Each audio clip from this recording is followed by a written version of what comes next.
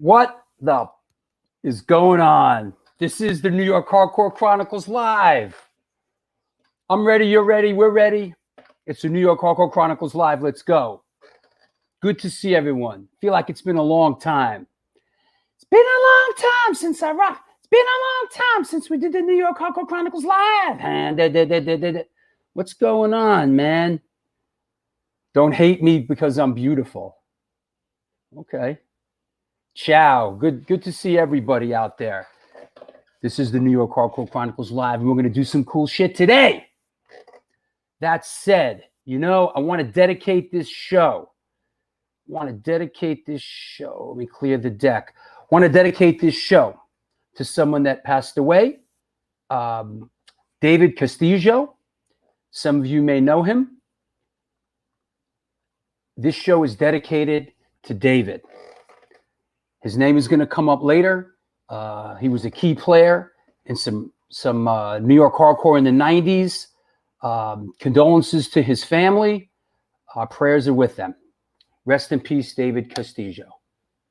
Boom. That said, yeah, man. What's up, Jeff? How you doing? All right. What's going on with the hardcore shutterbug? What do I have to say for myself before the show starts? Oh, representing the women in the pit. I'm probably the first dude that's ever worn this shirt. I'm not holding your coat. Yes, you are. You're holding my coat. Nothing for nothing, but I never brought a girl to a hardcore show and asked her to hold my coat. I took my coat and threw that shit in a corner. I don't even know. I would never ask. I put it up in a ball and put it under the stage. Yeah, hold my beer, hold my coat. I would never. I didn't bring girls to hardcore shows anyway. I never brought girls to it. Hey, you want to go to a hardcore show? Watch a bunch of sweaty dudes beat on each other? Hold my flight jacket. Yeah, pretty much, Yes, Lori Dawn. Thank you, hon. I know some panties are gonna get bunched up because I'm wearing the shirt. Will you hold my coat? Who fucking holds a coat like Liberace? Hold on a second. Hey, hardcore shutterbug. What's up? It's like Liberace. Remember Liberace had that dude, his gay boyfriend that held his coat for him? Oh yeah, well that's it's funny that you said Wendy. About crumbling it up and putting it under the stage. I've done that about 1,000 times. Yeah, I just put that shit in a ball and just hope it's there when you're done. Yeah, there you go. Hold my cape. That's more like it. Hold my cape. Don't touch my cape. Cape Hatteras. Hey, JoJo. Hey, thanks for coming by on Sunday, yes. JoJo. It's nice seeing you. JoJo's awesome. Let's do photo of the day. Yes, sir. Let's start it off. You know what? Let's bring the infamous one on board with us, okay? Hold on. Let's bring the infamous, the one, the only. Rackbone! Rackbone! Rackbone! Rackbone! Rackbone! Rackbone! Rackbone! Rackbone! That's right. There he is. All right, Rapbones, you're going to do this with us. Here we go. Photo of the day. Wrong answers only, please. Here we go. Yes. Lay him in there. Wrong answers only, please. Here we go. Oh, I don't get to play. Come on. I'm going to play anyway. All right. Put mine up. Hold on. What I do like about this, one thing I do like here.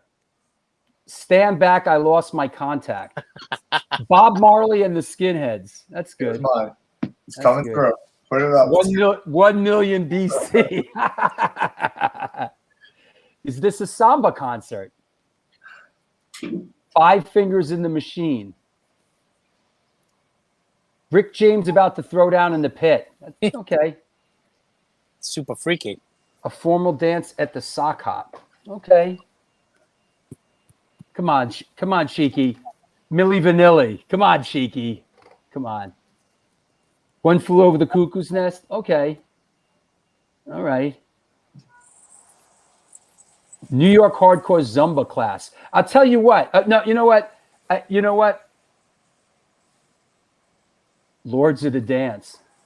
Whoopi Goldberg stand-up. Yo, you know, Whitney, you got a great sense of humor. I got to say. I've never met you in person, but Whitney Crawford has a great sense of humor. I'll give you that, hon. Right on. B.O., the new Footloose movie. All right. Let's just get into it. Let's do it. What is this?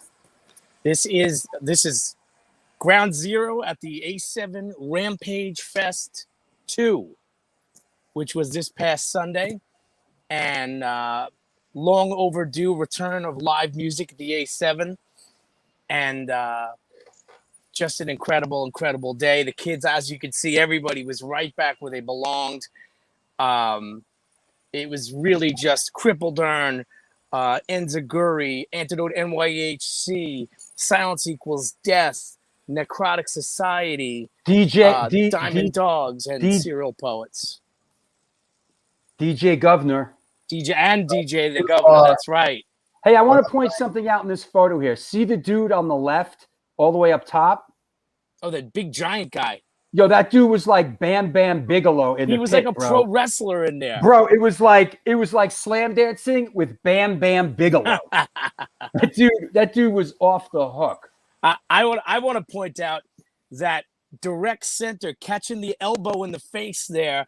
Oh, is he's Christian Carpenter from Serial Poets, who was so thrilled with the whole thing that he came out of mosh pit retirement and jumped right into the mix.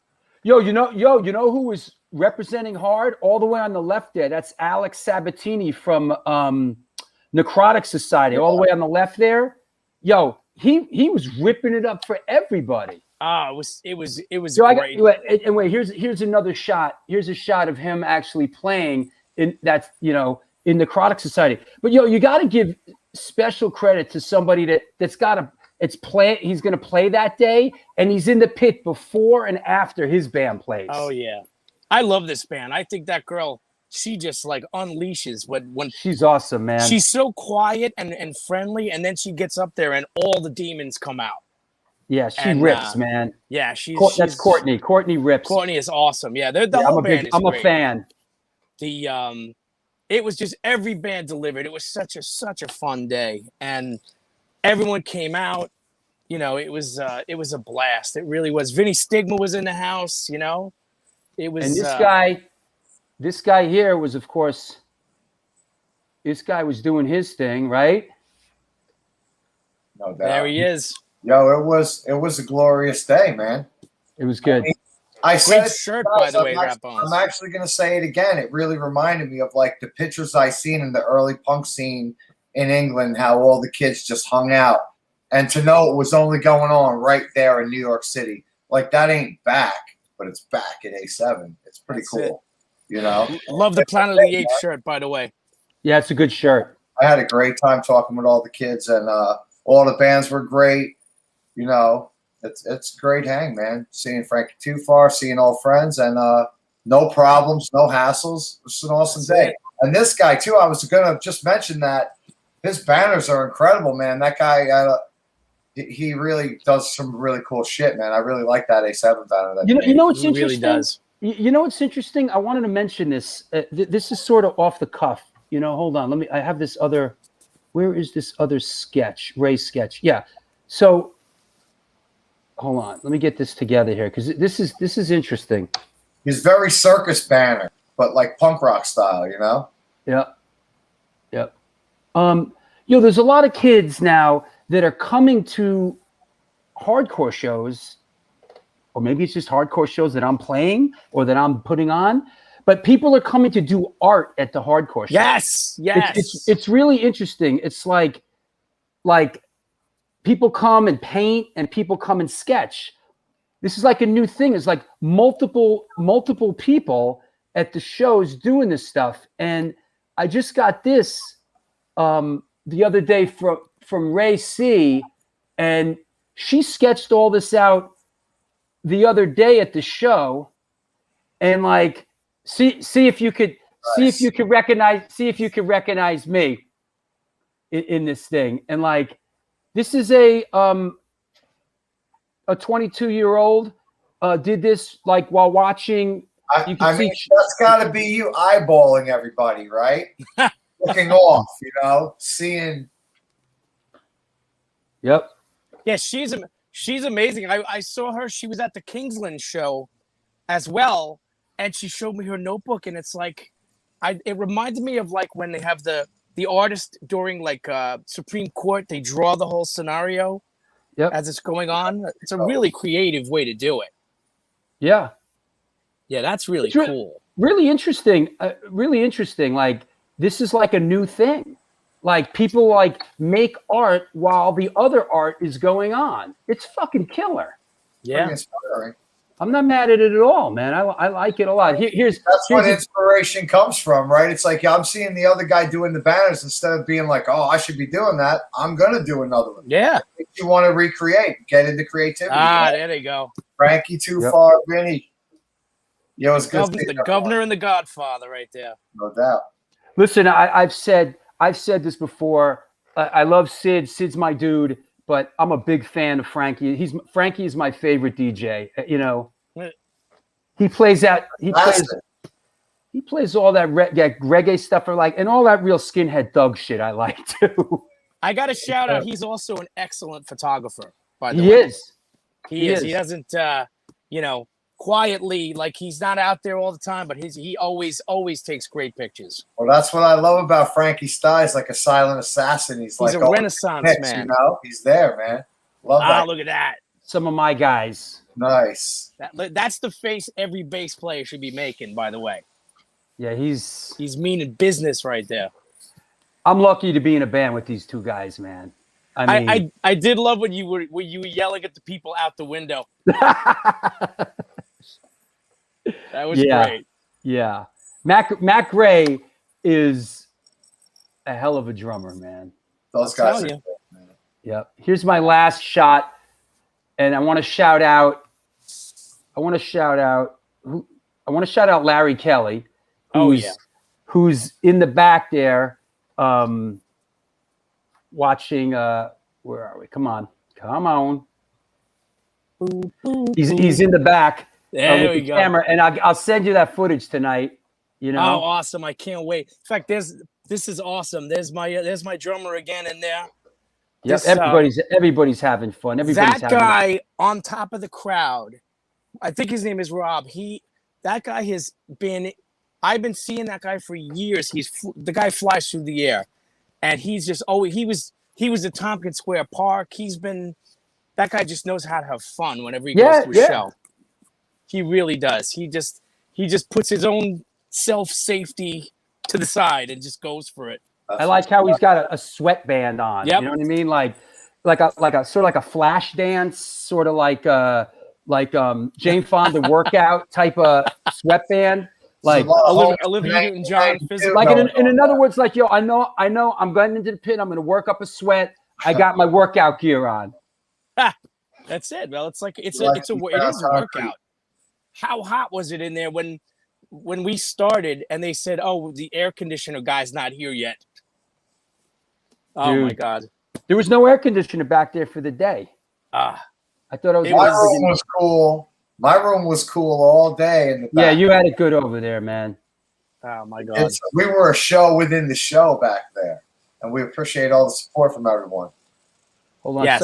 Someone just sent me. Someone just sent me another picture of her actually sketching. Let me get this.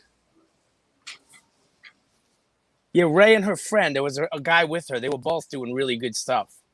Yeah, I mean, this is a little sketchy, but this is her. We all. This is her doing. This is her like. I guess she's sketching Scott Earth from Silence Equals Death here. Oh, nice. That's cool. Yep. It's a great it's a whole nother level of concert going, you know? Come do art while we're making art. It's awesome.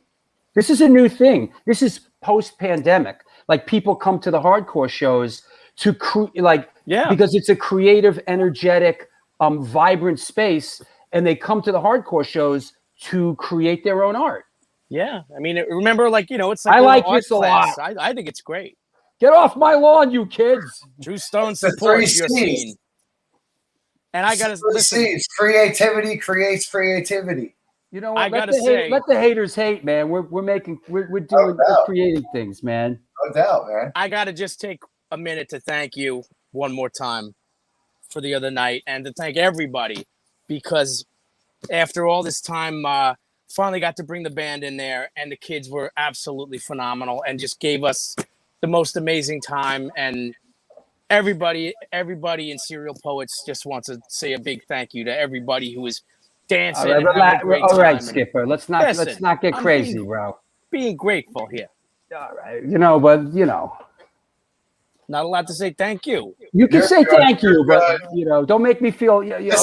I'm doing a show here, bro. We should always come on together, Steven, so we can drill. I was gonna have my mom make you an antipasta tray. How much art could you take? Thank you. All right, hey, listen, I'll see you guys later. But I got a guest to bring on. Yo. All right. See you in a minute. Later, Rat.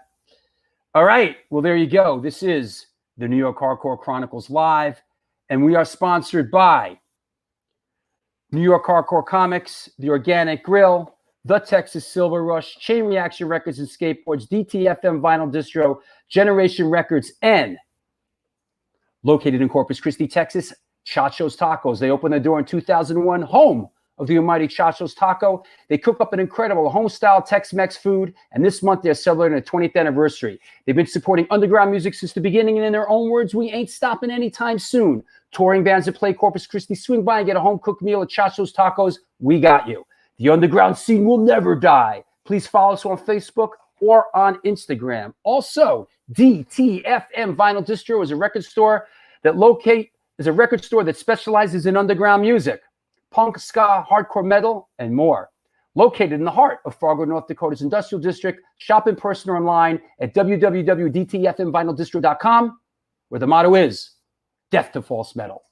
That said, you know what? I got a nice letter I want to read real quick before we bring our guest on. Let me put my New York Hardcore logo up there. Yeah, there you go. 20 years of tacos. Hell yeah. Absolutely.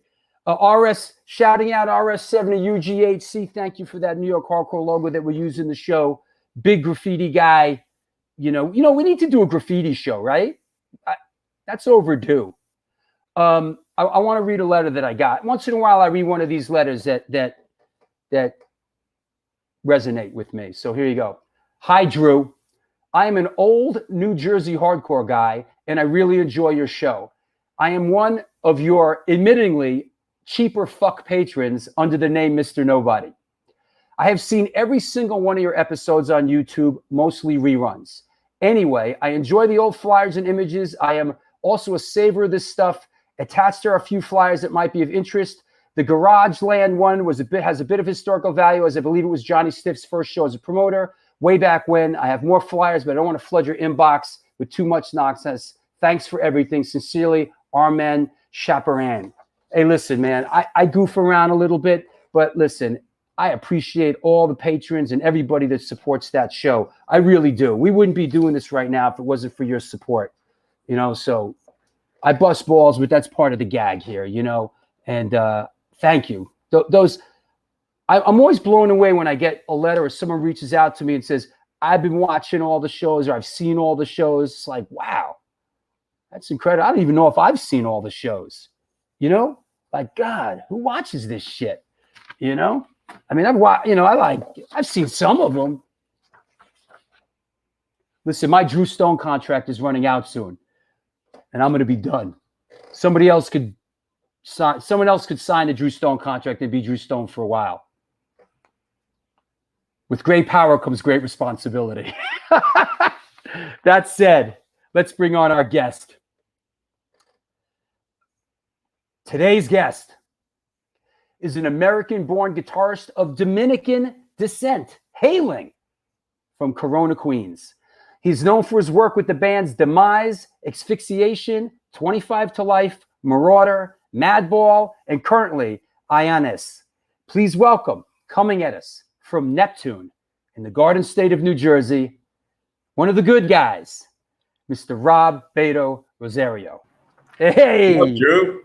Thanks for having me, brother. Did I say it right? I know I do like the white boy, like Rob Rosario. Like it's all right.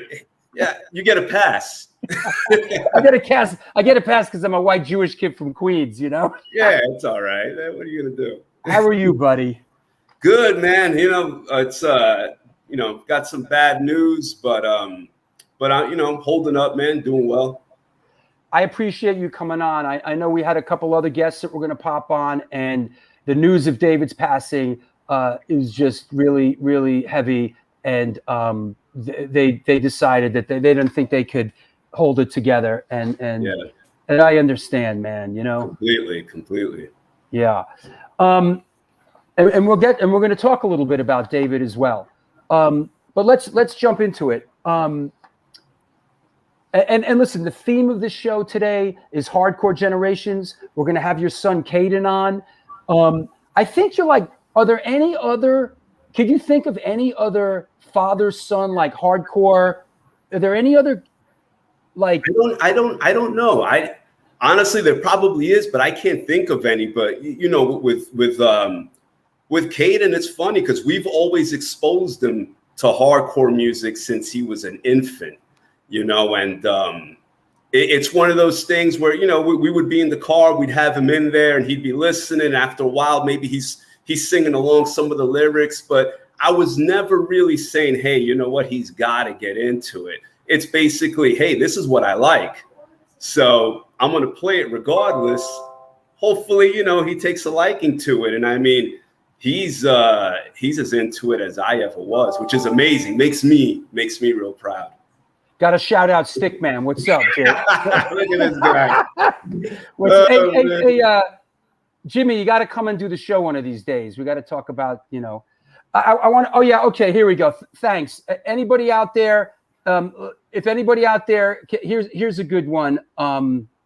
Here's a couple. Yes, right. Kevin Craig and his daughter. Duh.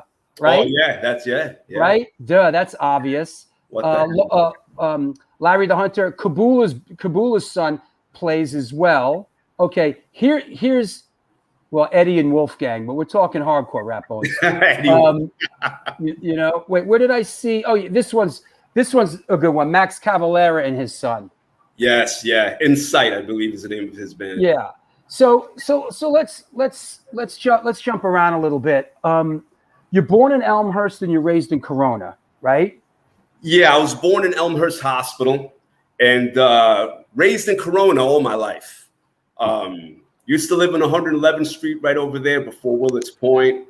And I'd say like around 1984, I moved to Junction Boulevard in Corona.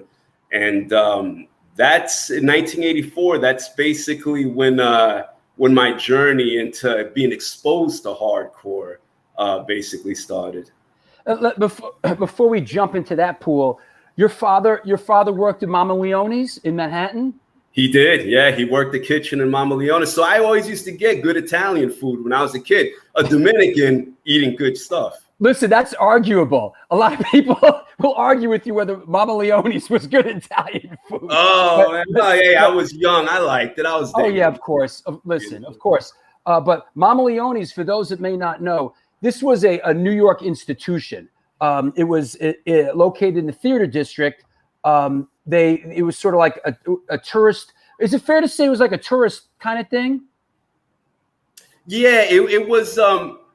I would say so because a lot of celebrities used to stop by there too. Yeah. So I think the tourism thing was definitely part of it. Yeah. And you know what's funny is I'll tell you another story about my father being over there is that when I was in grade school, the teachers say, "Hey, we have a school trip and we're going to Mama Leone's." So we get to Mama Leone's. I break away from the line. I run straight to see my dad.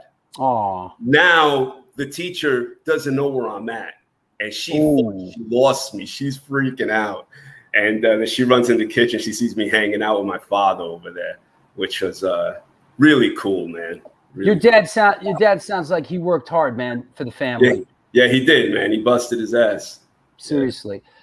So when you come to Corona and you were in like early on, you met Hoya from 6th grade. Like how you immediately you connected with some of these guys, right? Yeah. So what ended up happening was I was in the 6th grade. I was actually I ended up in the same 6th grade class with Hoya before we were even neighbors.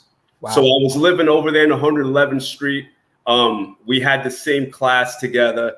And, funny story is one day I say to him, I say, hey, my parents just got a new place.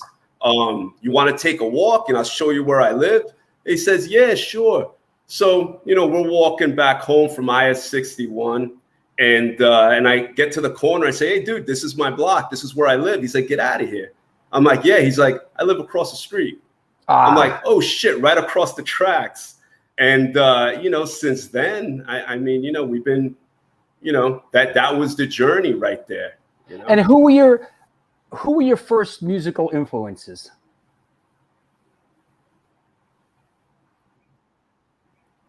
Who were your first musical influences? Can you hear me?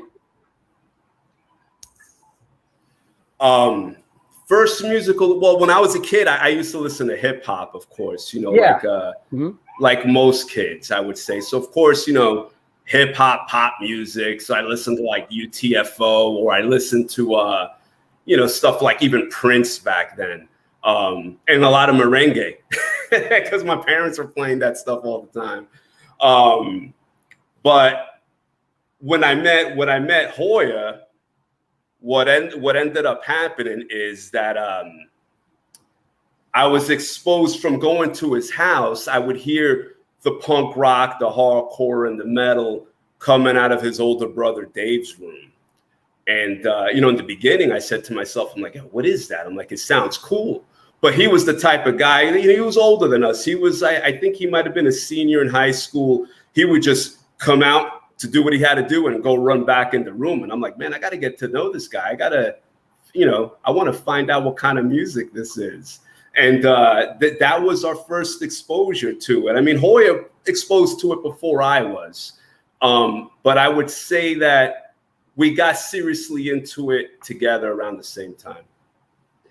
And why guitar? What inspired you to pick up a guitar?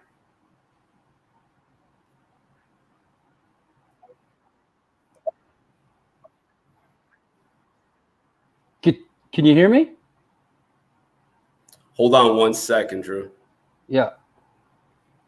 It's cutting in and out. All right. Well, we'll take advantage of this opportunity while he sorts himself out.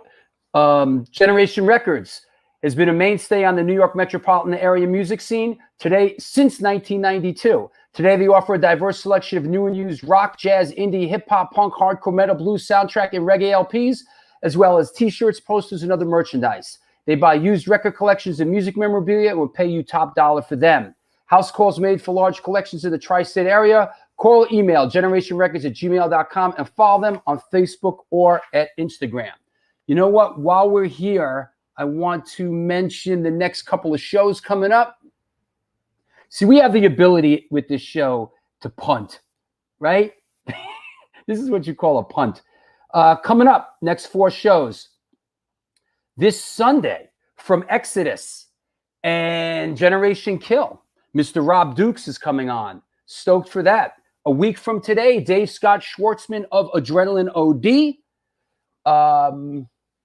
A week from Sunday, Joe Hardcore. That should be an interesting one. And then 2 weeks from today is EK from Warzone and Sick of It All and a bunch of other bands. So those 4 shows are coming up. Don't be scared. Let's bring Beto back on. You there? Yeah, I don't know what happened. It started getting a little choppy over there. If On your it side. if it gets weird and choppy, sign off and sign back on, you know? Right. As a matter of fact, after I ask you this question, as you answer it, I'm going to sign off and sign back on. So tell us about why guitar. What inspired you to pick up the guitar? Well, here's the thing. We always wanted, we would talk in school about starting a band. We always wanted to start a hardcore band because we would hear other guys do it. We listened to SOU, Crucial Chaos, and we'd be like, you know what? We should start a hardcore band. And originally, I was going to pick up the drums. Problem is, Queens, New York, you're living in an apartment, multi-family home. It's kind of tough to set up a drum set and not have the neighbor come over and try to kick your ass. You know? Oh, yeah.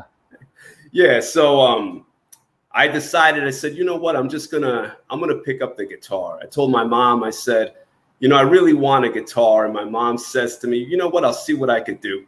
Back in the day, I don't know if it still exists, but you used to have those Finger Hut catalogs. Finger Hut? Finger Hut, yeah. I don't know what that is. It's like an online retailer before online existed, you know. I see. Like a Sears catalog kind of thing, something like that. Exactly. Mm-hmm. And what ended up happening was she spotted a Fender Strat copy with single coils, and it was made by Harmony, and this cheesy amp that had a tremolo verb that I could not stop. And you know, she bought me that guitar, and it didn't sound like a hardcore or metal guitar, but I made it work because that's all I had, you know? And that was it. You know, me and Hoya would jam out using that guitar, even though it sounded like complete ass. And I did not know back then, honestly, I didn't know that you should use an overdrive or a distortion pedal. I didn't know that single coils aren't really made for playing heavy music and palm muting and things like that. But it was the best thing, man, experimentation. And after that, I bought a used guitar off a kid I knew in school. And then my third guitar was like a Frankenstein. Was that the Charvel I see you playing in some of these pictures? You know, that guitar there is Area Pro body with a Fender Squier neck, and I believe an ultrasonic pickup. So that's a Frankenstein guitar. Yeah, I built that thing. And I want to say, you can't see it, but the guitar cabinet that I had, I borrowed from a friend of mine. Mm-hmm. And it was a homemade, just wooden box with speakers. No paint, no Tolex, nothing. You know? That's awesome. Hey, we were broke. Now, so you guys got Demise. This is a Demise photo, correct? Yes, it is. Yeah. You guys got Demise together pretty early on. Tell us about, you know, how Demise came about. And you guys were real young, man. Yeah, no, we were real young. And you know what happened was, you know, originally, I want to say we were jamming out with our friend Double O singing. And we called that, I mean, it wasn't a real band, but we were jamming and we called that Out of Bounds. And I believe our friend Paul was playing the drums with skateboard rails. So we didn't have a real drummer. And eventually those guys were like, you know what, we don't really want to be in a band. And Hoy and I, we had to find other guys. And eventually, you know, we start running into a few other heads. And we start hanging out in Jackson Heights. And we run into Cheeky, Richie Nagel, and all these guys. And they already had bands. They had more experience than we had. So if anything, I felt like we were learning from them. And that's how Demise started. It was me, Hoya, it was Jeer, and Richie Nagel. That was the band. Now, you went to Newton High School? I went to Newtown, yeah. Newtown, yeah. Yep. Okay. Yeah. Right on. Yeah. I see Carlos over there. He went to Newtown with me too from No Echo. Cool. Oh, that's Carlos. What's up, Carlos? Right on. I like a lot of your stuff, Carlos. Thanks for stopping by. Carlos is the man. Yeah, like a lot of your stuff, Carlos. Hey, what is this, a Charvel? Is this Demise? What is this? That's Demise. I want to say because I don't. That's not Johnny Rosario playing drums, right? no. That's Richie Nagel. That's our original drummer. Got it. That's a Charvel, but it wasn't mine. My guess is I broke a string, and somebody let me use that guitar. That's kind of a nice Charvel, bro. It is. I wish I had it now, man. I'd be rocking it for sure. Yeah. Yep. Absolutely. So Demise. Oh, here's one more Demise shot. I like this one. This one says a lot. Hold on. I like this one. Hold on. This the system is bugging. Hold on.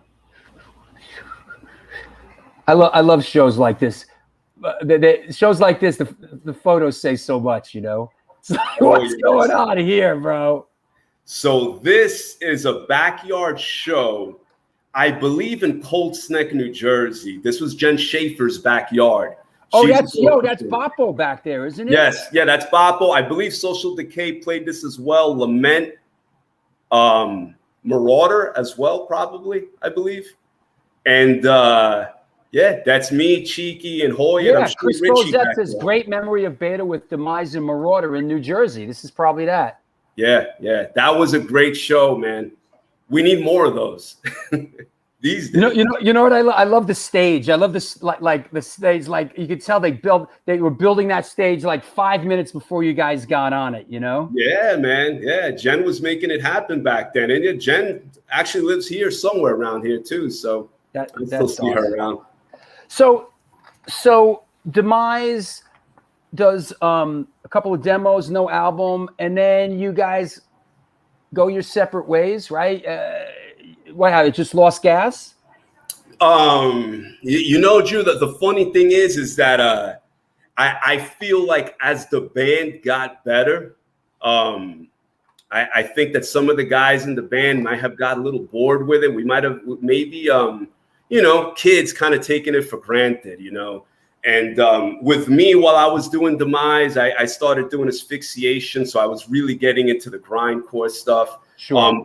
Which, you know, was definitely, you could hear in Demise as well, because the second guitarist from asphyxiation, Steve Pettit, I brought him into Demise for rhythm guitar as well. But I would say that what ended up happening was that some of the guys were losing interest. And Hoya and I decided one day, you know, he had already joined Madball towards the end, and he was full on. He knew what he wanted to do. And we said, you know what, maybe it's better if we just shut it down for now. You know, he'll go do Madball. I had asphyxiation and see what happens with that, you know. Well, this is something that we'll talk about when your son comes on too, because it's interesting when you're that young and you're playing music and people come in and out of your band and things like that. I love Kevin Craig, who's another generational dude. We finished the stage right before the show started. How did I know that, Kevin? Yeah. I want to shout out Kevin Craig and his whole family. I love you guys. You're a big part of the A7 family. And I got to do this. Yeah. I got to do this. Freddie from Silence Equals Death just did a super chat, and thank you, bro, for coming like that. Freddie from Silence Equals Death. Amazing time last Sunday. All the bands gave their best performances, and the crowd did not support. Shout out to the homies and Serial Poets, Antidote. That's Antidote NYHC, my good man. And Zaguri, Diamond Dogs, and Crippled Urn. Love my hardcore family. Heal quick, Zoller. You know, he's talking about Rich Zoller, who got hurt. Somebody at another show he was at the night before something, some other show, you know, somebody was slamming around and like smashing into the crowd and like trying to take people out, and they hit Richard Zoller like below the waist, hit his knees, and he tore something in his knee, and now he needs like major surgery, you know. True. Carlos shouting out Adolf, Hector, Moncada, Danny Rodriguez, Chris Pisantes, Luis Jimenez, and the rest of the Elmhurst, Jackson Heights, Corona folks from the early 90s. So a lot of history in Corona, man. A lot of history. Yo, lot of history in Corona and Jackson Heights and Astoria.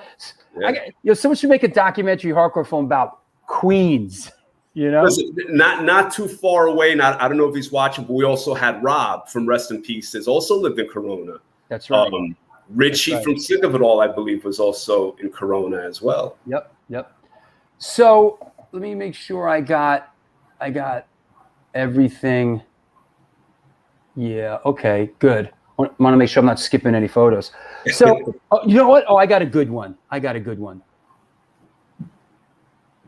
Tell us. This is funny. All right. I'm ready. All right. Hold on. Let me clear the deck. What the heck? Hold on. This is worth it. This is going to be a couple of laughs, everybody. I know it's funny by now on this show. Okay. Tell us about this. Oh, I wonder if my mom is watching this right now. This is great. Tell us about this.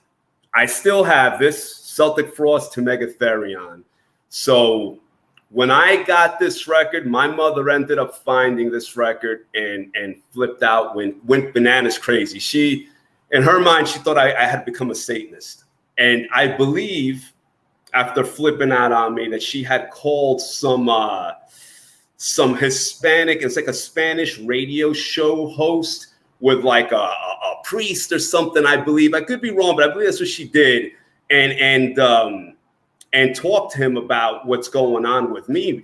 I remember coming out outside the house and some people were like, oh, you should be ashamed of what you're doing to your mother. I'm like, what am I doing? I had no idea, So so she saw this record cover and freaked out because you're listening to El Músico de Diablo. Del Diablo. Yeah, man. Oh, hey, listen, we're Dominicans, man. And, when you got record covers like this, and then, she sees the Venom record coming over, like, what was it, Welcome to Hell? Yeah, she didn't take lightly to that, man. Yeah, like Eddie says right there. And he says it's a Latin thing. He probably had the same records. What's up, Eddie? That is funny, man. That's great, man. Yeah. That's great. Kind of shit you Hispanic guys, you and like Saab and all of, like, I managed. We're gonna get to that actually, but I'll throw this in there. I managed Marauder. I spent a lot of time with Saab, and like all you Hispanic guys listening to all this really satanic shit, man. Yeah, the hard satanic Hispanics, man. Yeah, absolutely, man. And it's funny, man, because even like when I was playing in that band Asphyxiation, towards a bit, it went from grindcore to death metal. And I remember my father telling me, he says, hey, some of the guys in the kitchen said they went to see your band. You play really fast. And what it is, he had a bunch of like Spanish kids working in the kitchen and they love death metal. And they would go see us in Castle Heights and all these places. And then somehow they knew I was his son. That's great. Awesome. Let's move on to, I like this one. That's a good one. All right, here we go. So at a certain point, you got on board. Tell us about this. This is 25 to Life. I'm going to say this might have been 95 or 96. My man Warren, my brother, I can see Gennady back there. It looks like he's looking at a cell phone, but cell phones didn't exist yet. It looks like he's texting somebody. That's funny. I don't remember the place. I see Rick, though. I'm going to say that was probably 95 or 96, man. The good old days with 25 to Life. We were playing, man, it seemed like 3 to 4 shows a week. We were nonstop. And we loved doing it. You guys really worked hard, and you guys played a lot early on. Yeah, and it wasn't a chore. It was one of those things where like, oh, another show? Bet, let's go play. We love doing it. Paul Warren, he was the only one with a license besides Rick, and Warren was driving me everywhere. It was crazy. The mileage that we put on that car. Yes. This is now, if I didn't know any better, looking. If I that's funny. Paris Mayu from the Cro-Mag says I had a cell phone in '95. I actually did, because Paris Mayu was directing those amazing videos that we did through my company, Stone Films NYC. Of course, Paris directed the Biohazard videos and Onyx Slam, and I actually had one of the first flip phones, whatever that was, in 1995. That's crazy. What were those that just? I know I seen cars back then. Some Mercedes used to have the cell phone. Yeah. No, I had one of the first ones, and me and Paris did a video for Supercat, and Puff Daddy was in the video. He did a verse, and he came to the edit when we were doing the edit, and he had a charger with a separate battery that was charging as he was talking, and that was mind-blowing at the time. That dude was ahead of his time, because that's the shit everybody's doing now. Dude, he had like this flip phone, because the batteries went out quick, Yeah. And he had a charger, like with a separate battery charging, and that was mind-blowing at the time. Wow. I want to say, you know what? Let's address this for a second. Rick to Lame and all the issues with Rick to Life, and I want to say this first. Rick Healy is a sick person. He suffers from mental illness, and he's got some serious problems. It's a very sad case, and like, we're not here to really rip on the guy. It's not my style on this show, but he's suffering, and he's a really ill guy at this point. He's certainly not the person that we remember having a lot of good times with, right, Beto? Absolutely. I mean, you can see from this picture. I mean, we were hanging out, having a great time, and this was 25 to Life's first European tour in '96 for the Keeping It Real EP, and we were having a blast. I mean, listen. My time with Rick when I was in the band, it was a lot of great times, and we never had a problem. Things changed. Once I left the band, things started to change with him, and I'm not sure what transpired, because I was busy raising kids and stuff. Yeah. Yeah. And I did speak to him. I think the last time I spoke to him might have been in 2017 before we did our reunion.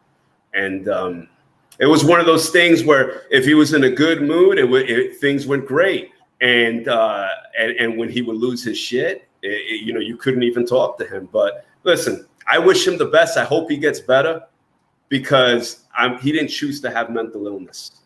Yeah, he's really sick, and I'm certainly not condoning, what some of the things he said to people in the attacks, but taking a step back. That dude is really ill and needs help, So yeah, let's leave it at that.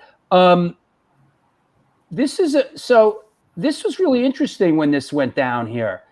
Tell us about what's happening here. This is when we reunited 25 to Life, Fred and I. You got Mike Hines there, you got Stickman, Fred, and Seth. So it seemed to us, Seth especially, he mentioned to us, he says, it seems like the band's got a bad rap. Why don't we try to, maybe write 3 songs, play some shows, try to bring some light to the name, because the band, we were as much a part of 25 to Life as Rick was. We spent a lot of time in the band. And you guys wrote all the music. Right, exactly. So we felt like, it was weird. You'd walk around and somebody would say, hey, what band did you play? And you say 25 to Life. And they look at you like, ugh. We're like, oh, that's, it's disheartening, because it was a good part of our lives. And the one thing we decided, hey, you know what? Let's get Stickman in there. He's a Jersey dude, and that's my man, one of my best friends. Sure. And he was down, and it just ended up working out that Fred also now lives in Jersey, only 20 minutes from me. And we got it together. We recorded 3 songs and played a few shows. We did a short European tour. It was great, man. think, is that what this is? Because I'm seeing you on a big stage here, and I think that's Jimmy in the background. Would this be one of those European shows that you're talking about? Yes, this was the, I don't want to mispronounce it, get anybody pissed off, Leperfest in Belgium. Hyperfest. Hyperfest, yeah. That's a good, we played that. That's a great festival. Oh, it's awesome. Oh, it was great. We had a great time. See, I mispronounced that, but you mispronounced Rosario. I'm a white boy. Listen, that's Belgium. I can handle that. And now we're even. It's the Jackson Heights stuff I struggle with, you know? Yeah, man. Yeah, this was great though, man. So, and I know we're skipping around. We're skipping around a little bit. You know, we're sort of punching through it. We want to get to your new band, and we want to get your son Caden on after the break. At a certain point, you rendezvous with a bunch of your old friends, and you join Madball. Yes. Yeah. So around 98, Maddie was ready to move on from Madball. You know, he was getting ready to start his career. I believe at the time he was getting into the whole studio producer thing. So I jumped in. It was natural for me to jump in because, you know, these are my childhood friends. And it's a great time, man. I want to say this is probably a Look My Way era photo. So This is probably 98, 99, somewhere around there, you know? Yeah, I have. There's some great Madball shots. Here's one of you guys on the road. This is a great shot. What's happening here? This is a great shot. Oh, this is awesome. This is awesome. Yeah. Got Eric over here. That's Martin, right? That's Martin back there. You got the kid Darren. that used to tour manage for us over there too. And who's that next to him? Guitarist from the business. Right. And then Mickey Fitz in the middle, right? Mickey Fitz in the middle, yep. Royce all the way behind Hoya, Freddie, of course. I couldn't tell if it was Royce or Warren. I couldn't figure it out. Twins, hey, all right. They were fucking exactly alike. Eric right next to Mickey, he was our tour manager. What's up, Eric? I know you're out there somewhere. Right. And Martin was our tech, the best tech. Where is this? What city? Any idea? This is in England, man. I was going to say, this looks very English. Yeah, this is in England, man. I believe that's in London somewhere. That's cool, man. That's good stuff right there. And what, Madball was touring with the business? No. I believe we were playing a show, and I believe we played the Underworld. And Mickey Fitz was like that. He would like show up at like a lot. I got like pictures of like he would show up all the time, you know?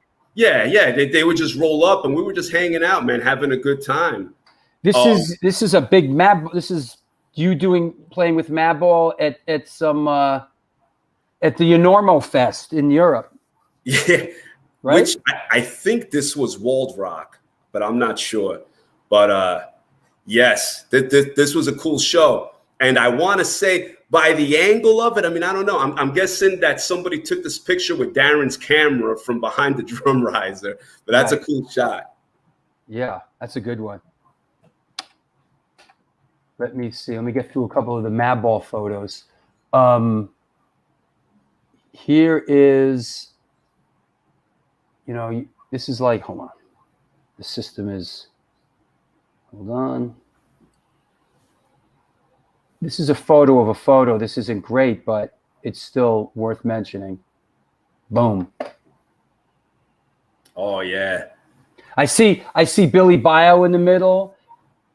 I see. Is that Nam in front? That's Nam. Yeah, that's Nam there with us. This was in Europe also, I believe. With what a crew this is, man! Holy mackerel! Johnny LaFada behind Hoya. Yeah, Darren says that was Wald Rock. Okay, so that was from the same show then. And you got Eric right next to me, and Martin and Freddie. Right. Great times, man. Look at them smiles, man. Listen, Madball, I'm in awe of Madball's work ethic, you know? It's like those guys work so friggin' hard, you know? I think, and then before we take a break at the top of the hour here, and then we'll bring your son on and talk about some other stuff. But you were in Marauder for a while. Yeah. Thanks to you. Thanks to me. Thanks to you. That was 1997. I love when people give me back my memories. Yeah. Like, really? Because of me? That was last minute. I remember getting the call from you, and it's, hey, could you do a Marauder tour? You guys start in a week. You leave in a week. I said, holy shit, that's quick. And I remember going to Saab's house, basically moved in with Saab for a week, crash course all the songs, and went on the tour. And that was one of the shows. That's the Metal Fest in Milwaukee. I want to say maybe Venom headlined that one. Yeah. And, yeah. I remember it. I remember. I remember. Earth Crisis was there with us. Yeah. And I believe Warzone. Yes. I do. I actually remember these things. Yep. Yeah. That was a great tour, man. Yeah. I mean, I guess I remember, Warren tells this story. Were you there when the 25 to Life guys came over to my house and there was talk about me managing them? Were you in the band at that point?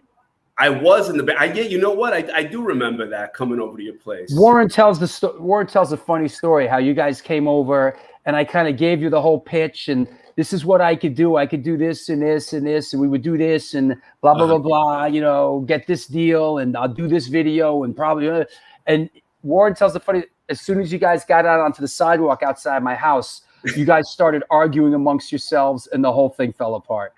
So. Yeah, well, I think that the big problem with it was that Rick wanted to control the band as far as record sales, shows. It was and I understand what it is. I mean, he really didn't want to use promoters. He didn't want to use managers. Yep. That was the issue there. Yeah, and I mean he really. I don't want to say he pioneered, but he really pushed this kind of do-it-yourself DIY ethos. Exactly, and honestly, I mean, thinking back, I mean, he did a good job with it. It was definitely effective. Yeah, it just went a little too far. Exactly. You and Skinhead Warren. That's hard. That's a good one. Yeah, smoking, man, smoking. Yeah. Look, I don't even know what I'm looking at, or. My guess is I wasn't ready for the picture. For sure. Lots of history with Warren, man. Let me see. I think we got through a lot there. Good. So that's it. Let me take a break. Let me take a sponsor break. Let me shout out the sponsors, and we'll come back. We'll talk a little bit more, and we'll bring Kaden on. Awesome. There you go. This is the New York Hardcore Chronicles Live. Our guest today is Beto Rosario. We're bringing his son Caden on from Reaching Out and Ape. We're excited about that. The theme on today's show is Generations, and we are sponsored by New York Hardcore Comics, The Organic Grill, the Texas Silver Rush, DTFM Vinyl Distro, Chacho's Tacos, Generation Records, and Chain Reaction Records and Skateboards, located in Lakewood, Colorado, is the Rocky Mountain headquarters for all things punk, hardcore, and metal. Established in 2014, they have the largest selection of records, CDs, shirts, stickers, patches, and accessories between Chicago and Los Angeles. From the pit to the ditch, they got your back. Get in touch with them at www.chainreactionrecords.com. The Texas Silver Rush is a jewelry design firm and boutique store located in the birthplace of the Texas country music scene in Fredericksburg, Texas. They specialize in working with musicians in all music genres to design and create unique one-off pieces, as well as to style them for stage, album covers, promo photos, and social media exposure. Their client list includes Rock and Roll Hall of Famers Greg Rolle, Ringo Starr, and of course, Agnostic Front. During this current pandemic, all information and online sales are being taken at their Facebook and Instagram pages, and of course, www.thetexassilverrush.com. We'll leave the rest for later. Leave it for later. The next 4 shows. I am sure you are wondering what the next 4 shows are. Well, wonder no longer. because here we go. Sunday, August 8th, from Anthrax, SOD, Mr. Bungle, and Motor Sister, Mr. Scott Ian is coming on the show. Should be interesting, should be exciting. After that, Glenn E. Friedman, legend, coming on the show. Talk about his photographs and his skateboard stuff and the stuff he has produced. Wednesday, August 18th, Sammytown McBride from Fang coming on the show, which reminds me that we have an announcement to make regarding Fang. And then Sunday, August 22nd, excited about this one. Our old friends in Biohazard are coming on the show. Bobby Hamble, Danny Schuler, and Billy Grazia Day. So all that is going down with Biohazard. So can't wait for that. That said, what is next on this adventure? I know what you're wondering. Some of you are saying, wow, I'm enjoying this show quite a bit. How can I contribute to this? How can I support this show? Well, I'm going to tell you. There is a Patreon page. Don't be a Hatreon, join Patreon. There it is. That's what makes this show happen. Honestly, there's different tiers, $2 tier, a $5 tier, a $10 tier. Like my man said in the letter that he wrote, you know, he's on Patreon. There's a $2 tier.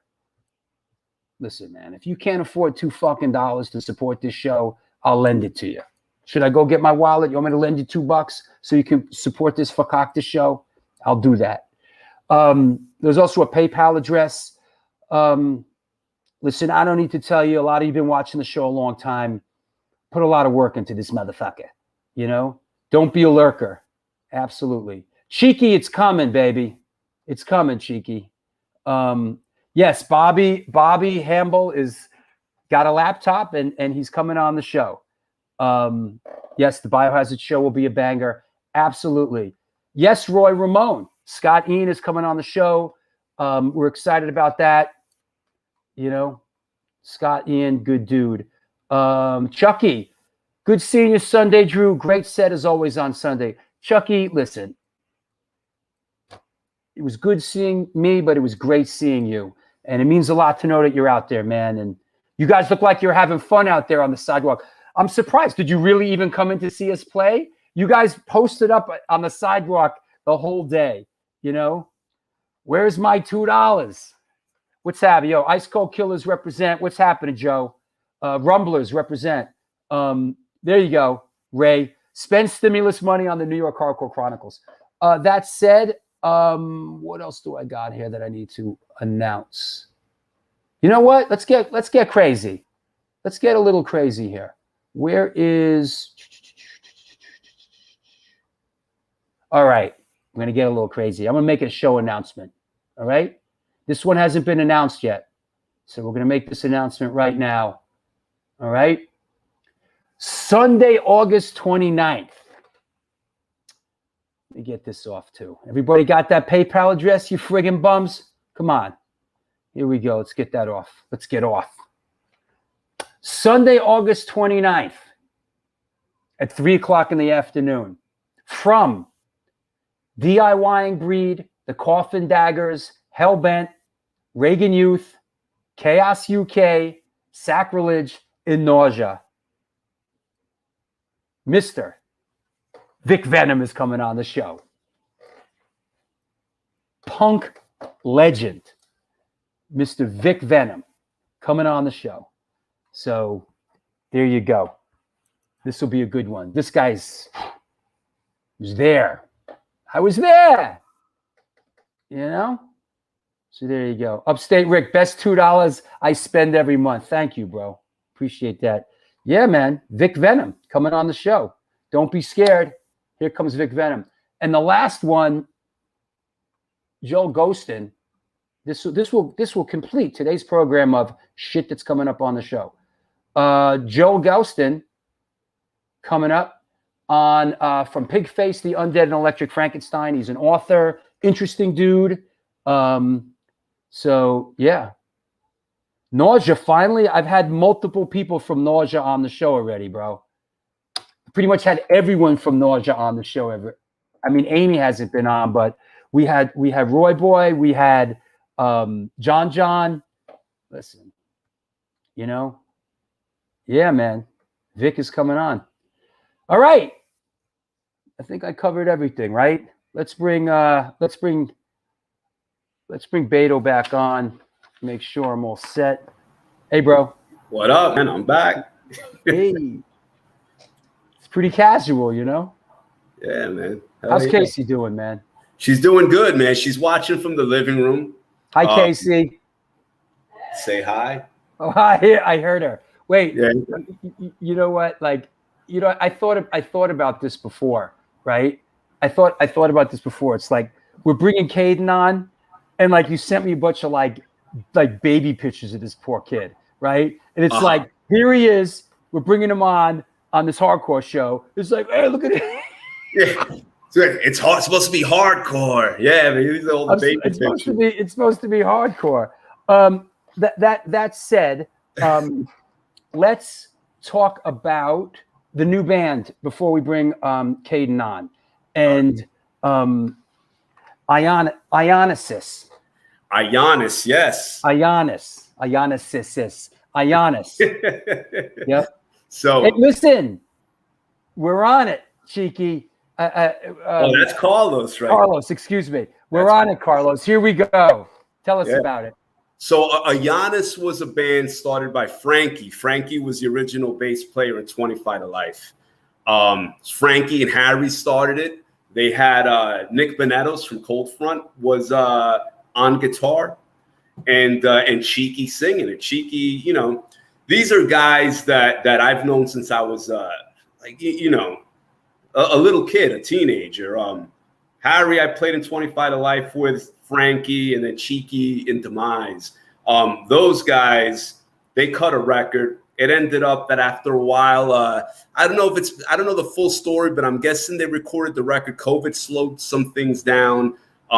Nick and Harry, they were, they you know, I think they were over it. They wanted to move on. They wanted to record, but I don't think they were too into playing the shows and all that stuff.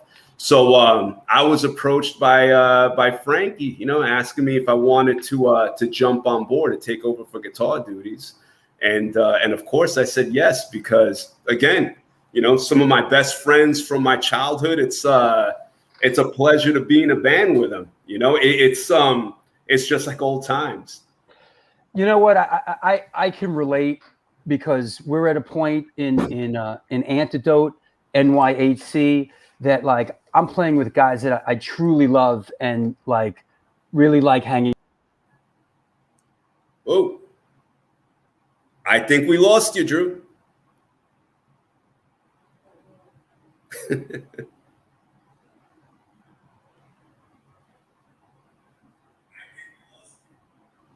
Oh.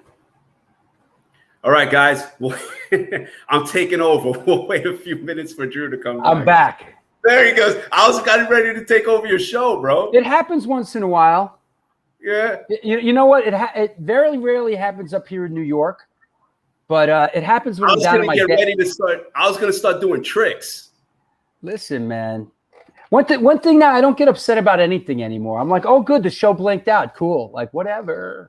You know, it's the Beto show. But what I was saying was, it's just great to be in a band with like people that you know, that you can count on, you know, that, you know, have their shit somewhat together. You know, it's great, man. Absolutely. So, at this stage, at this stage, the cool thing about it is that all that BS that happens when you're young, it doesn't occur as much, because we're grown men and we're doing this because we like doing it. It's not about, hey, I want to be a freaking rock star and I need my freaking my brown M&Ms taken out and all. So you and I, we're playing a show together, right? This show, we're announcing this show here. There you go. This is Fang is playing the A7. The last time they played the A7 was 1983.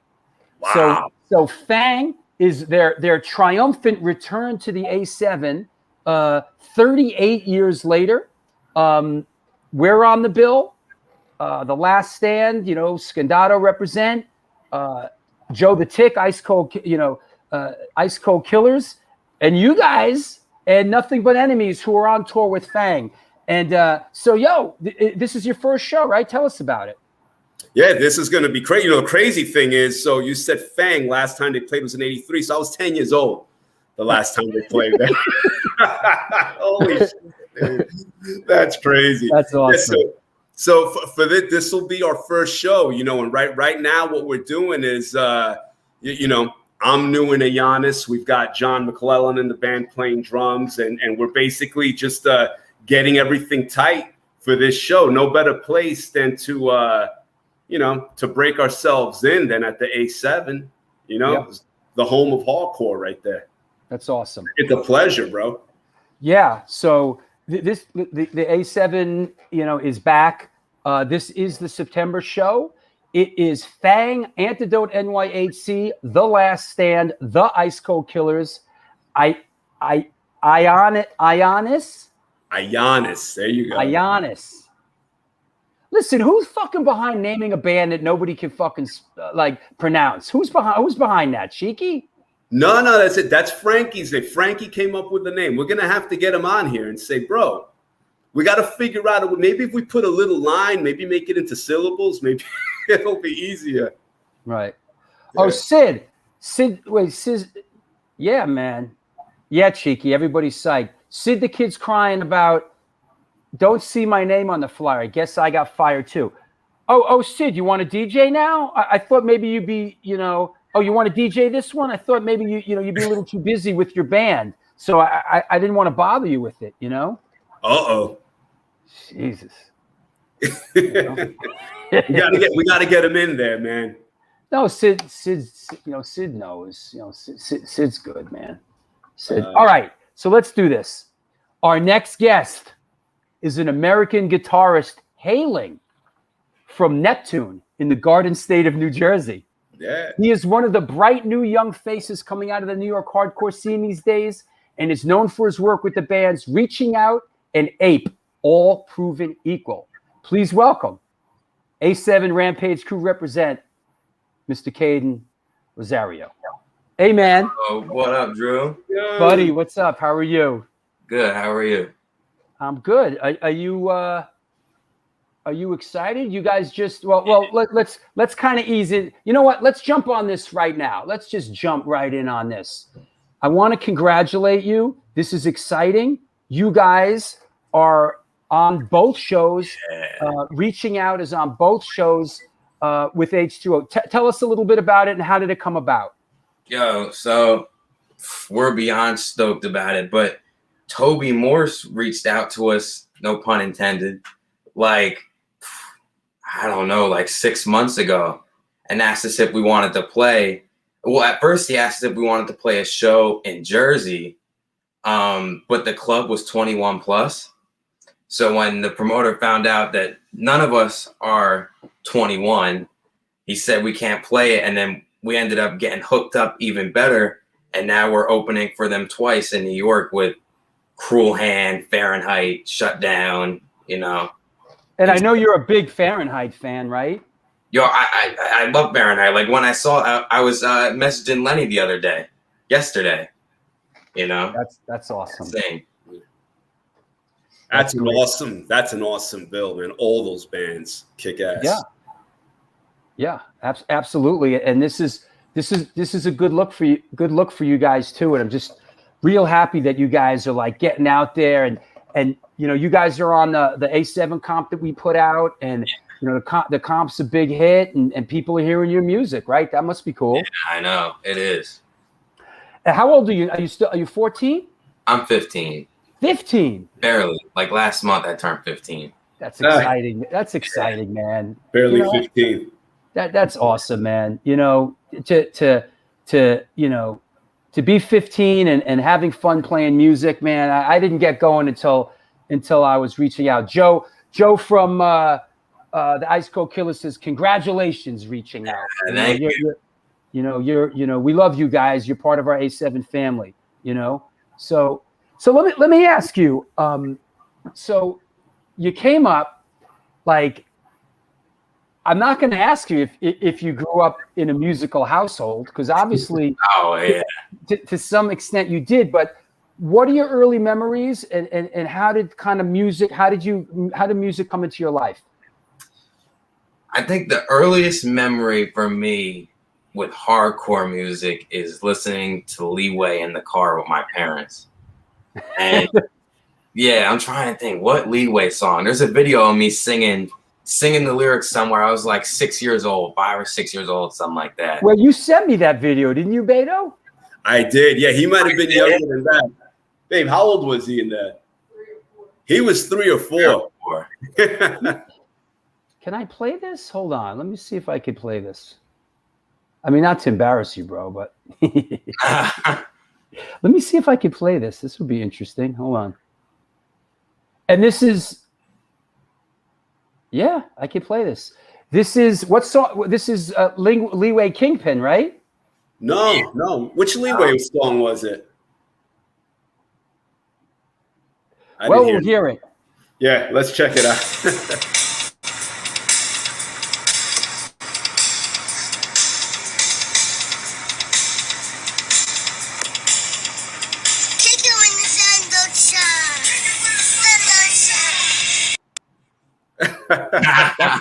That's kind of cool. I gotta say, bud, your mom, my wife, is the best.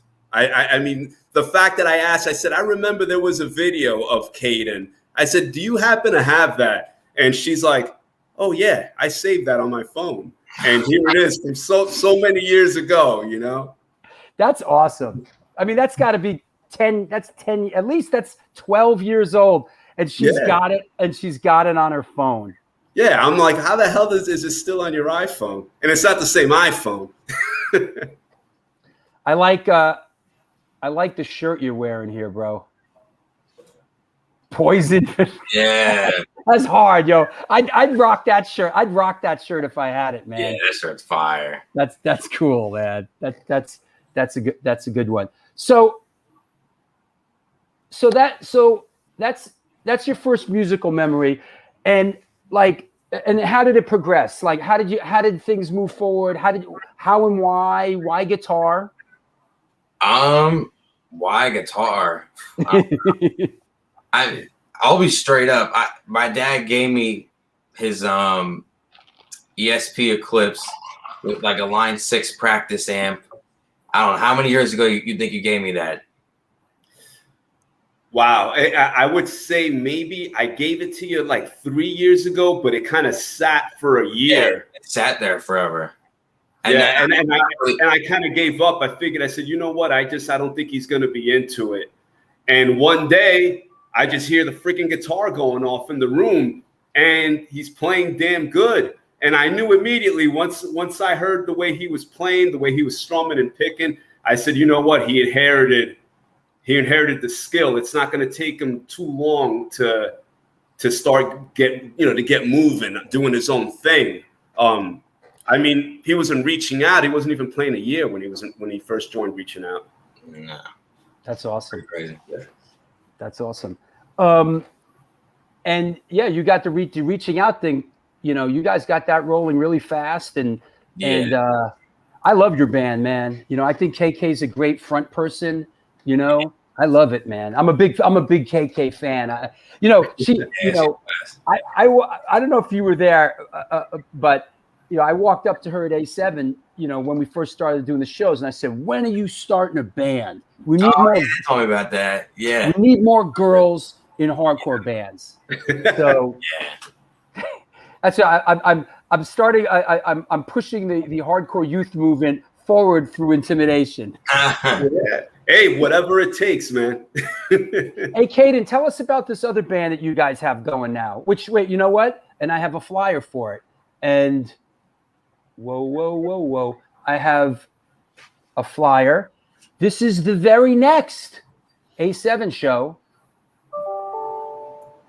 And you guys are playing Ape, All Proven Equal. Tell us about this band. So Ape started as a reaching out side project. So, reaching out's very like old school hardcore, very straightforward, fast riffs, the basic stuff. But me, KK, and our drummer Kevin listen to some really crazy, really like, the heavier stuff. So we can't write that stuff with reaching out. So we decided we would start a new band. And I remember hearing that Kevin and Logan, them, the faces of A7, come on now. They said they wanted to start a band. So I was like, we want to start a band too. So it just worked out great. And they wanted to do the same style. Like I told them when I reached out to them, I was like, I want to do straight up Biohazard meets Bulldoze. And that's what we're doing, Yeah. Yeah, he loves Bulldoze. Come on now. Yeah. Yeah.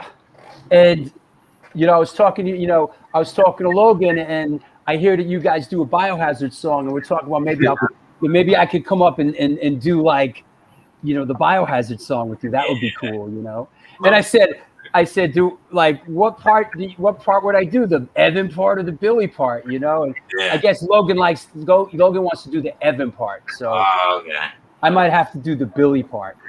And not to give it away, but you guys do Punishment from Biohazard, which is a song that's very near and dear to my heart. Paris May, who was on the show before, he directed the video and I produced it, and I love that song, man. So big Biohazard fan. What else? What does the future hold? Like, what would you like to see happen, man? I'm sure the breaking question is who's playing and reaching out. What's happening? Yeah, we had 2 people leave, but as of right now, there's a couple people lined up that could fill the bass position, but we're just gonna keep it one guitar. I mean, nobody was ever ripping solos or anything in the band anyway, so it works out fine. And then right now, there's this band from Jersey, Per Damn Boy represent, called Brute. Their drummer Matt said, I asked him, he happens to play bass too. I think he's gonna, step up, see how that works out, but it should be good. And then if not, I gotta have Kevin, who plays an Ape, just filling on bass. That'd be extremely easy, Yeah. But and I like how you guys, like, people come and go, but there's a certain core of you guys that have sort of found each other. You know what I mean? Kevin, Logan, KK. It's like you guys are in it to win it, Yeah. And I'm not saying that the people that left your band are not in it to win it. They're moving on and going to do something different, and that happens too. We wish them all the best, right? Yeah. So we wish them all the best, man. They have a different kind of vision. They go do their thing. You do your thing. That's what it's about. Lenny says this whole generation of kids that are coming to the shows are all great, very respectful kids. Yeah, well, at least the ones that come to our shows are. Yeah. I'm sure Rich Zola's a little pissed off because someone plowed into him, but I don't know who that was. I think I know the gig he was at when that happened. I think it was that band Raw Brigade. It was their gig. They played at Yeah, I think so. You went to that show, right? I saw Raw Brigade the day before, and I could tell you that the new school hardcore crowd outside of A7, them shows are dangerous. Yeah. So the mosh pits, they don't play. It's basically just like how many people you could take out. Yeah. It's a little. What's interesting is that hardcore, right? And like, let's just talk about New York hardcore for a second. And like, oh yeah, we got our thing at A7, and like, this is just kind of like a small part of it. There's different scenes and different bands and different people that have their own scenes, and there's almost like no overlap. Like Mind Force and who am I thinking of? From Staten Island. One of the younger bands, like they have their own crowd. I never see any of those kids. Who am I thinking of? Regulate. Regulate. Yeah. Mind Force Regulate, and the other one with a C. Oh. Why am I not remembering? They're playing Combust. Thank you. Oh yeah, yeah. Thank you. Yeah. Sorry, I drew a blank there. Yep. Combust. And these are all great bands, but they sort of exist in the alternative universe where Spider-Man's in the Fantastic Four. You know, it's like it's a lot of different universes. Once in a while, like what we did in the park, the universes overlap. Yeah. And then it creates a black hole, and yeah. So, you know, yeah, is that what it's called? Crowd killing? Yeah. I didn't know that. That's a new term for me. Crowd killing. Yeah. Oh, Did you know that, Beto? I found out firsthand when a kid during Queensway slammed into my my rib cage, and being that, hey, you know, I'm a middle-aged guy now. The next day I said, "Holy crap, man, my freaking ribs hurt bad enough that I think I'm gonna have to X-ray. I'm gonna check it out." I thought they were cracked. They weren't cracked. I guess they call it like a contusion or something like that. Contusion is like your bone almost broke. Yeah, exactly. You know, yeah. I got to stay away from the dance floor. Yeah. Hey, I like this old shot of you, Kaden. Repping the Demise shirt hard. Yeah, I still got that hat. I don't know where the shirt is. Yeah, it's a Demise hat too. That's funny, man. Yeah. Hold on. Who's sending me shit? Oh, this is a nice. All right, yeah, okay. Hold on. I'm so at ease here on today's show. Like, people are sending me shit on Facebook at the same time, and I'm fielding these pictures. This is a great shot. Talk about a couple of generations at work here. Now, who sent this to me? Jesse Brookline. Thank you. This sort of sums up a couple. Let me get this right. Let's do it right. There you go. How's that? That's me and Logan from formerly of Gorilla Glue and of Ape singing together during the Antidote NYHC. I'm a big Logan fan as well. Him and Kevin rep hard, man.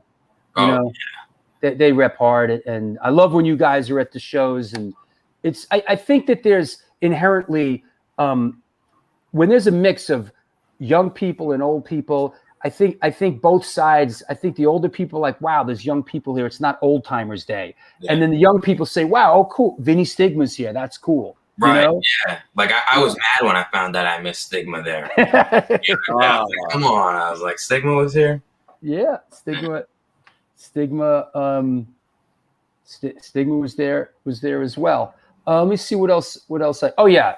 You know, talking about the park show and you know, what an incredible New York hardcore day that was. What's happening here, Beto? Oh, this was great. This was, I'd say, right after Madball set at that Tompkins Square show. We all got together and took a picture. You see Hoya there in the middle hugging my younger son, Ryder. You got all of Reaching Out, Rupa there, KK, Alex, Cheeky, Tommy Conan, Kevin, the drummer from Reaching Out, behind my wife, Casey, who's there with a skateboard, and Kaden. This was a picture that had to happen. I mean, you know what? It brings smiles to me just watching it. That show in itself. Is that Narc in the back I see? I think it is. Yeah, that's Narc. And in between Narc and Cheeky is Frankie, the bass player from ianis. So you've got two ianis right there. That's cool, man. You know, next to me is Lata, which grew up with us as well. My friend Eddie's sister, and her sons are behind Kaden and my wife. This is a great show. I mean, I feel like this show basically opened up hardcore for not just for New York, but it opened up hardcore for the whole world. Listen, this was a very controversial, still to this day, is a very controversial thing that went down in the park. You know, we're not going to get into it now, but you know, is it better to have loved and lost, or have not have loved at all? But you know what, Drew? In the end, it was the first show in many years that I got goosebumps at. Like that. That's how proud I was to see all my friends there, and you know, all of us back together after, you know, everything that was going on with the pandemic. It felt good. You know, that's what I agree with you, and that's sort of my stance on it. As far as like, it left a swath in its wake. You know, no permit. Like my permit was the next show that got pulled. You know, and that stuff. But you know what? We made fucking history, and sometimes, you know, sacrifices have to be made, and you know, I don't think they're ever going to let us do a show like that in the park again. Yeah, I mean, your show was the sacrificial lamb. well, all the permits got pulled after that. You know, so yeah, that show was the first crack in the ice. You know, it was incredible. It was really you couldn't incredible. have asked for a better show, though. You know what, man? If they were going to have a problem and revoke all the permits, at least I could say that was the best damn show that anybody could have had at that place. Yeah, it was crazy. I'd say it was worth it. You got to break. Yeah, Joe Ack down there in Tallahassee. Yeah, you got to break a few eggs, man. You know. Yeah. And all the hysteria about, you know, oh, everybody's gonna die and all this, like, I don't know, you know, cousin Joe is fearless. That's for sure. Anything could happen, but showing up to a show is your choice. Absolutely. I'm a firm believer in that. You don't want to be there, don't be there. You want to be there and wear a mask, wear a mask. You want to be there and don't want to wear a mask? Don't wear a mask. But don't sit there on the keyboard crying like a little baby, you know? Right, exactly. Hey, this just in on Sunday, September 12th at A7,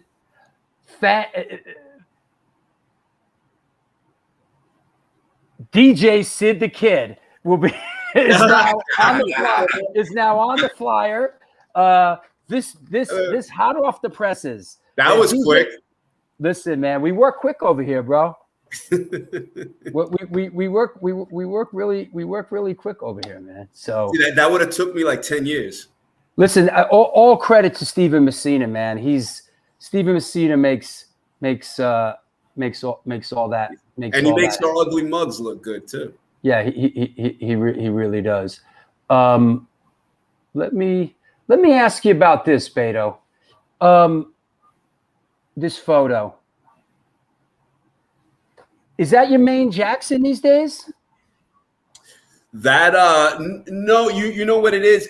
That guitar, I play that guitar in a ianis as well. What it is that's the only guitar I have that's tuned to E. And 25 to life tunes to standard E tuning? Yeah, it's standard E tuning. So right. So with 25 to life, of course, I'd use that. With a ianis also plays in standard E tuning. So I've got guitars for different tunings. If I'm going to play, which I do have another project with Ray Fonseca from Agents of Man that's in drop C, and with that project, I'll play my ESPs because they're hardtails. I don't have to worry about the Floyd Rose because drop tuning with a Floyd Rose is a pain in the ass. This is that same Jackson, right?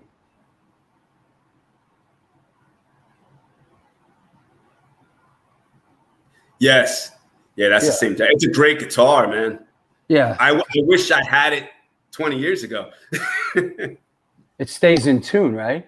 It stays in tune. And then the other thing is I like playing with – now I enjoy playing passive pickups more than the active pickups. So my other guitars have the EMGs.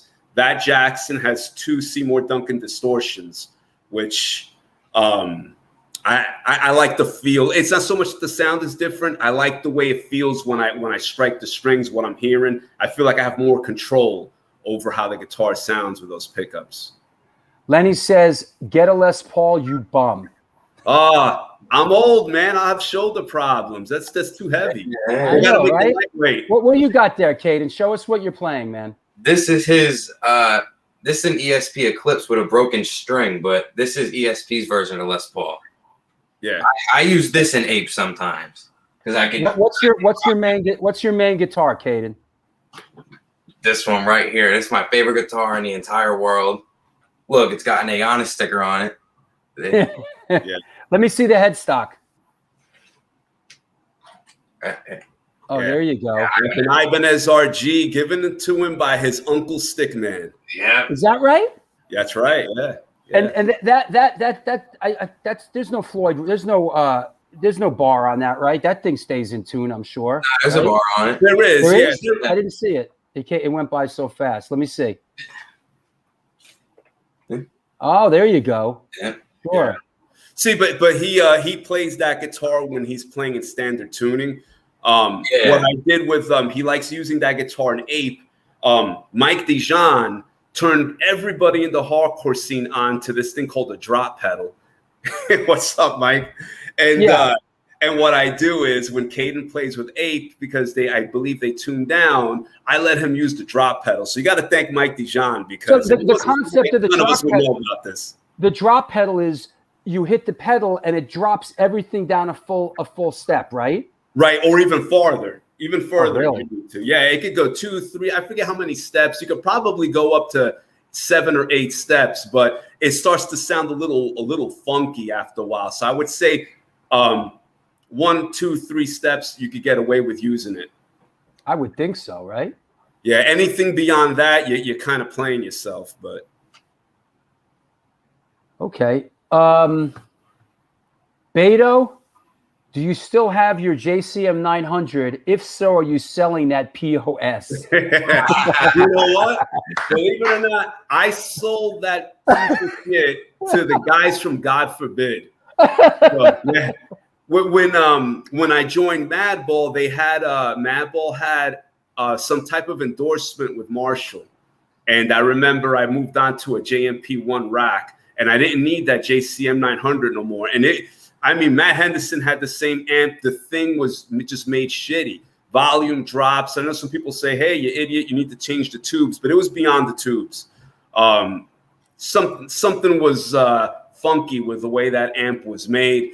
The guys from God Forbid, I sold it to them for $100 when they were just starting. I just wanted to get rid of it. It was, what it was? It was like when you call junk luggers, or what is that? Like, just take it. I'll pay you. Just get it out of my house. I was like, please get it. I have a lot of bad memories with this.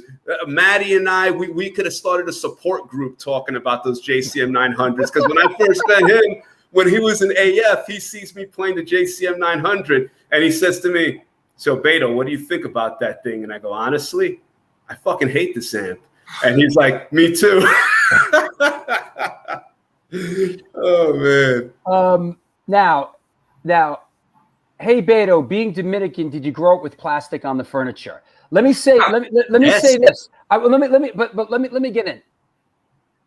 I grew up in a Jewish household, and we used to visit my grandparents out in Brooklyn, way the fuck out in Brooklyn, like on the dark side of the moon. And it was they would call it Jewish provincial furniture, and there was plastic over everything. So I happen to have grown up with plastic on the furniture. Is that a Dominican thing also? Yeah, and the worst thing is, Drew, figure living in an apartment building when I was a kid, one air conditioner for the whole apartment, so it was still hot in there. I'm coming in from outside, all sweaty. I sit on that freaking couch and I'm like stuck to it. I can't even get off it. Oh, it's the worst, man. It's great. Everyone's chiming in now. Cheeky says we all did, and Joe, who grew up Italian, the Italians. Yeah, maybe it's like a Latin. Yes, and the plastic runner on the floor. Yep. Yeah. Absolutely. Absolutely. Hey, let's do this, you guys. Let me take a quick break. Let me shout out the last of the sponsors. We'll come back. We'll take a couple questions, and we'll head it down the home stretch. Okay. Sounds good. All right. What's happening? This is the New York Hardcore Chronicles Live, and we are sponsored by the Texas Silver Rush, Chain Reaction Records and Skateboards, DTFM Vinyl Distro, Chacho's Tacos, Generation Records, and my oldest sponsor, and most loyal. I wouldn't say most loyal, but, you know. First on board, New York Hardcore Comics. They opened back in 2013 selling comic books, punk rock and hardcore memorabilia, toys, statues, skateboard decks, tapes, vinyl, and all things horror. We love helping bands push their demos and new tracks, so please stop by and drop off your new music. We have in-store events like Magic the Gathering and Warhammer tournaments, plus meet and greets with bands and some live performances. Open 7 days a week and shipping worldwide. Find us online through Instagram, Facebook, Twitter, and eBay. Located at 117 Main Street in lovely Dobbs Ferry, New York, NewYorkHardcoreComics.com. And of course, last but not least, lest we forget, The Organic Grill. It's a vegan restaurant located in the East Village of New York City at 123 First Avenue. Featured in New York Magazine, New York Times, and everybody's favorite Veg News. Their dishes have won numerous awards, including Best Veggie Burger. They make their own cheeses, sausages, burger patties, and every dish on the menu can be made gluten-free. This year, they're celebrating their 21st anniversary, and they're all about having a great time while enjoying amazing, clean food. They have now fully reopened for business and look forward to seeing you. Get in touch with them and order some great food at www.theorganicgrill.com. Want to mention, you know what? Let's get a little crazy here. Why not? Want to announce another A7 show. Nobody knows about this one. Nobody knows about this one. We're going to do, there was a show that got canceled because of the pandemic. We were going to do a High and the Mighty reunion show, and that got canceled because of the pandemic. We decided that we're going to pull it together. We are, in fact, going to do this High and the Mighty show. Of course, where else could we do a High and the Mighty show other than A7? Sunday, October 24th, the High and the Mighty, Crazy Eddie, Dead Crew, Slashers, and Deja. This is going to be a banger. Get your shoes and socks on, kids. It's right around the corner. This is going to be killer. And yeah, A7 back in business. We got a few bumps, a few rough spots that have to be sorted out, but we're getting there. Yep. Yeah, that's a show. That is a show. Yep. A7 represent. We've got to announce this one pretty soon. But yeah, booking. I'm coming for you all. There you go, Lenny. And Lenny, do me a favor, bro. I know you've done this before. Don't take a friggin' screenshot of this and post it all over social media yet. Could you wait? Could you wait until I post it on social media? Because I think I gotta confirm the Slashers. I think. So, you know, yeah, High and the Mighty is always connected with Road Warrior. Yeah, Lenny, don't take a friggin' screenshot. All right, no joke. Fucking guy. That said, let's take some questions for our guests, for Beto or for Kaden. Let's kick it around a little bit. Let's have some fun. Here we go. What's up, fellers? What's up? All right, let's do some questions. Let's have some. Carlos, I like having you around, man. Question for Beto. What's his all-time best hardcore band from Queens? Killing Time. Oh, wow. Yeah. Killing Time, Raw Deal. After that, I'd have to say probably Rest in Pieces. Wow. Yeah. Ooh. Kaden, what records from your dad's catalog? Meaning, I guess he means like what records your dad has played on resonate with you the most? Which ones you like the most? Oh, Madball, Hold It Down. That's one of the best. I might be being bold right now, but to me, that's one of the best New York hardcore records there is. Just to me, not biased at all, you know. Just saying. Where is my Hold It Down, Madball, Hold It Down? I pulled that cover. Hold on.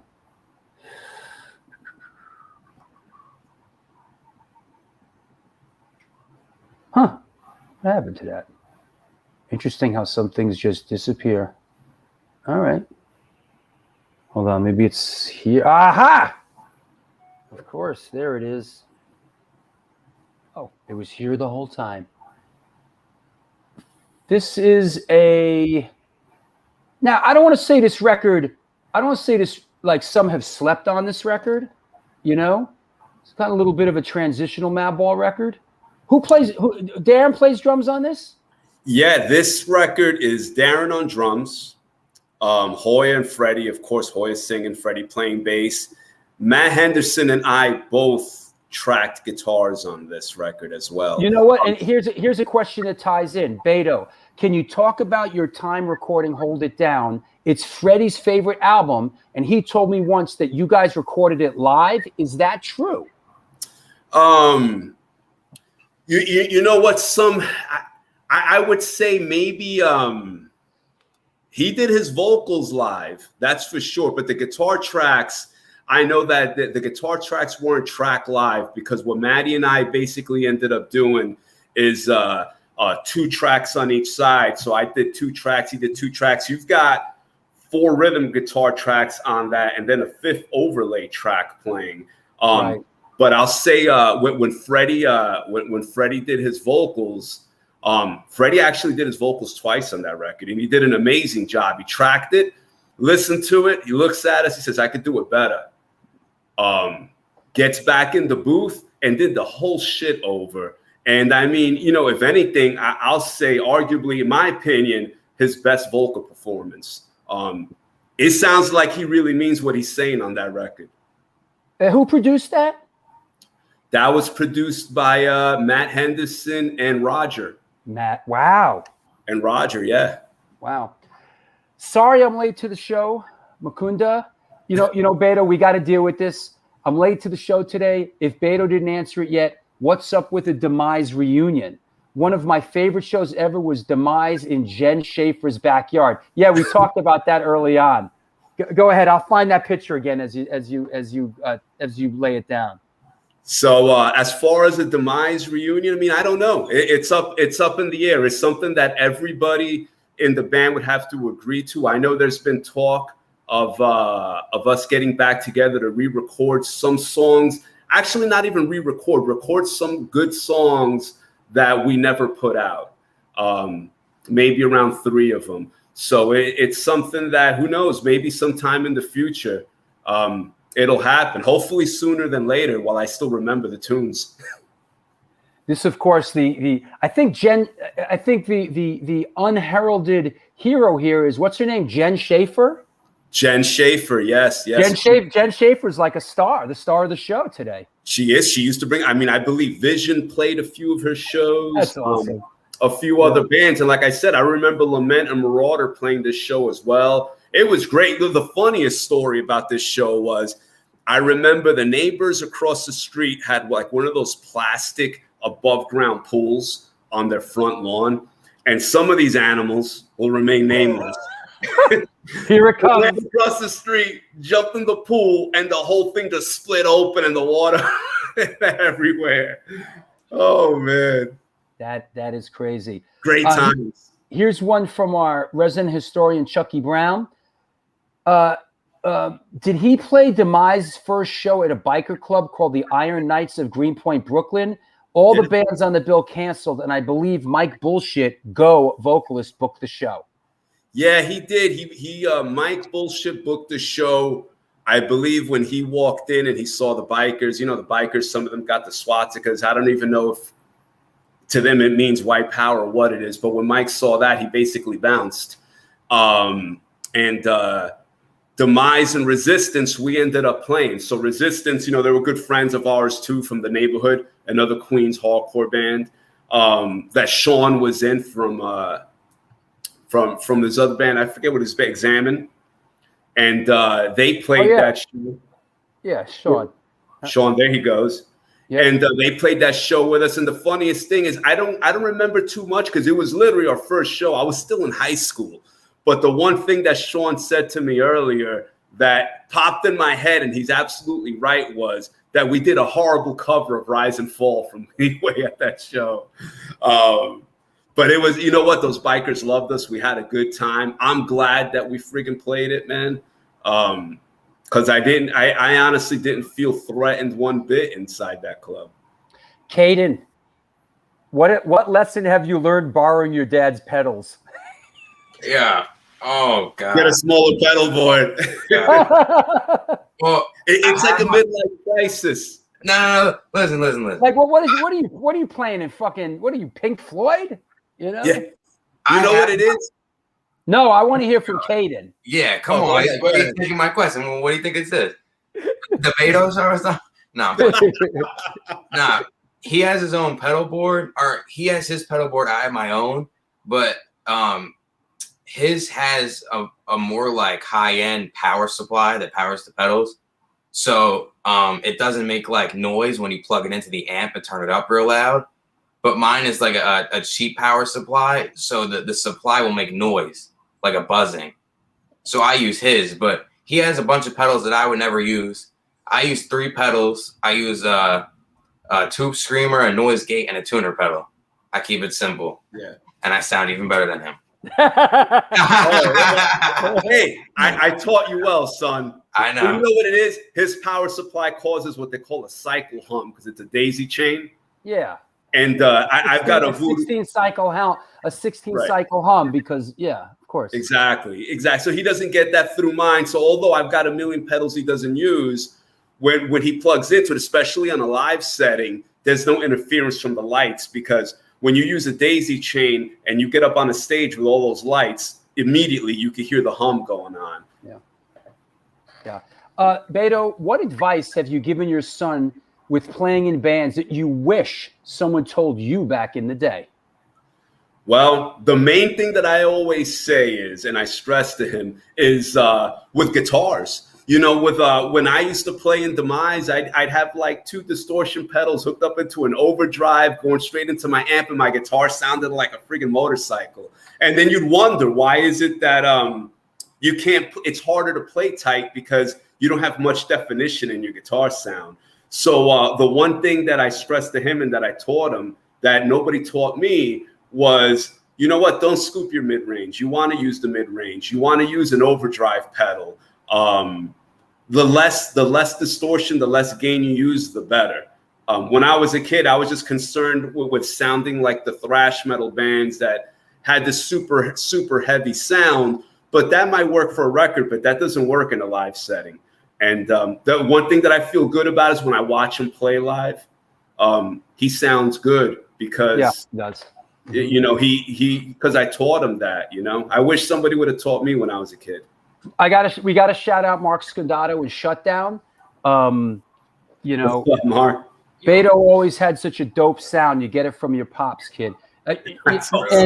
And Shutdown's on the H2O show. They are. I'm so excited. Wait, let me find that again. Let's put that up again while we're at it. Where is that sucker? La la la la la. Where is the big H2O show? I'm not seeing it. It ran away. Let me look one more time. What the hell? Oh, here it is. Right in front of me.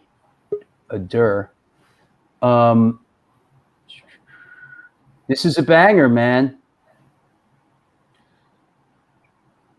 Here it is, the big H2O show. Shutdown in the house. It looks like Lenny's in the house. Mark Scondato, Caiden, KK. I've heard good stuff about Cruel Hand. Cruel Hand is so good. Yeah, Cruel Hand is awesome. Yeah, I've heard good stuff about them.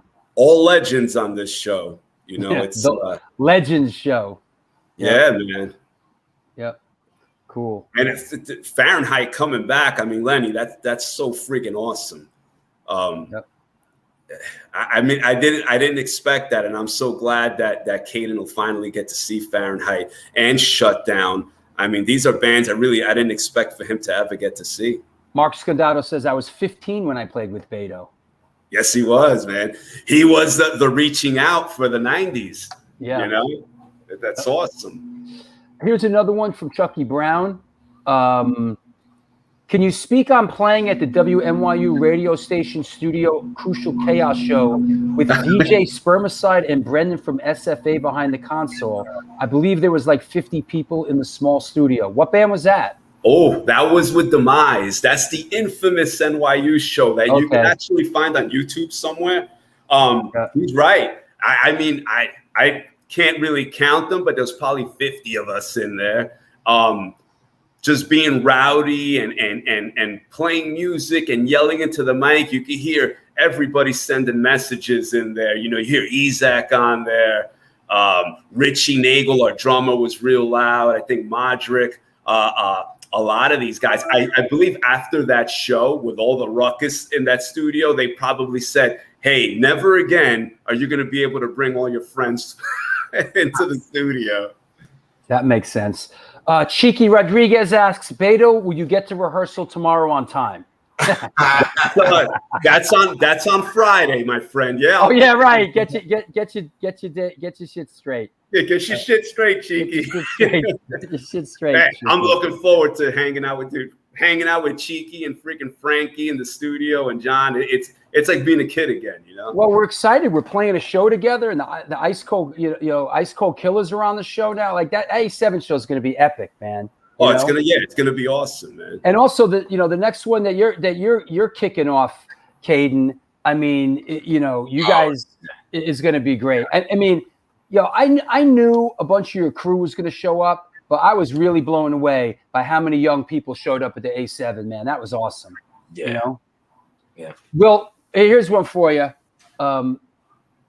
Will father and son ever do a project together? That we might have to one day. That'd be awesome. And I'll tell you one thing. The next thing that I record for sure, I want to have Kaden dropping a track on for sure. Cool.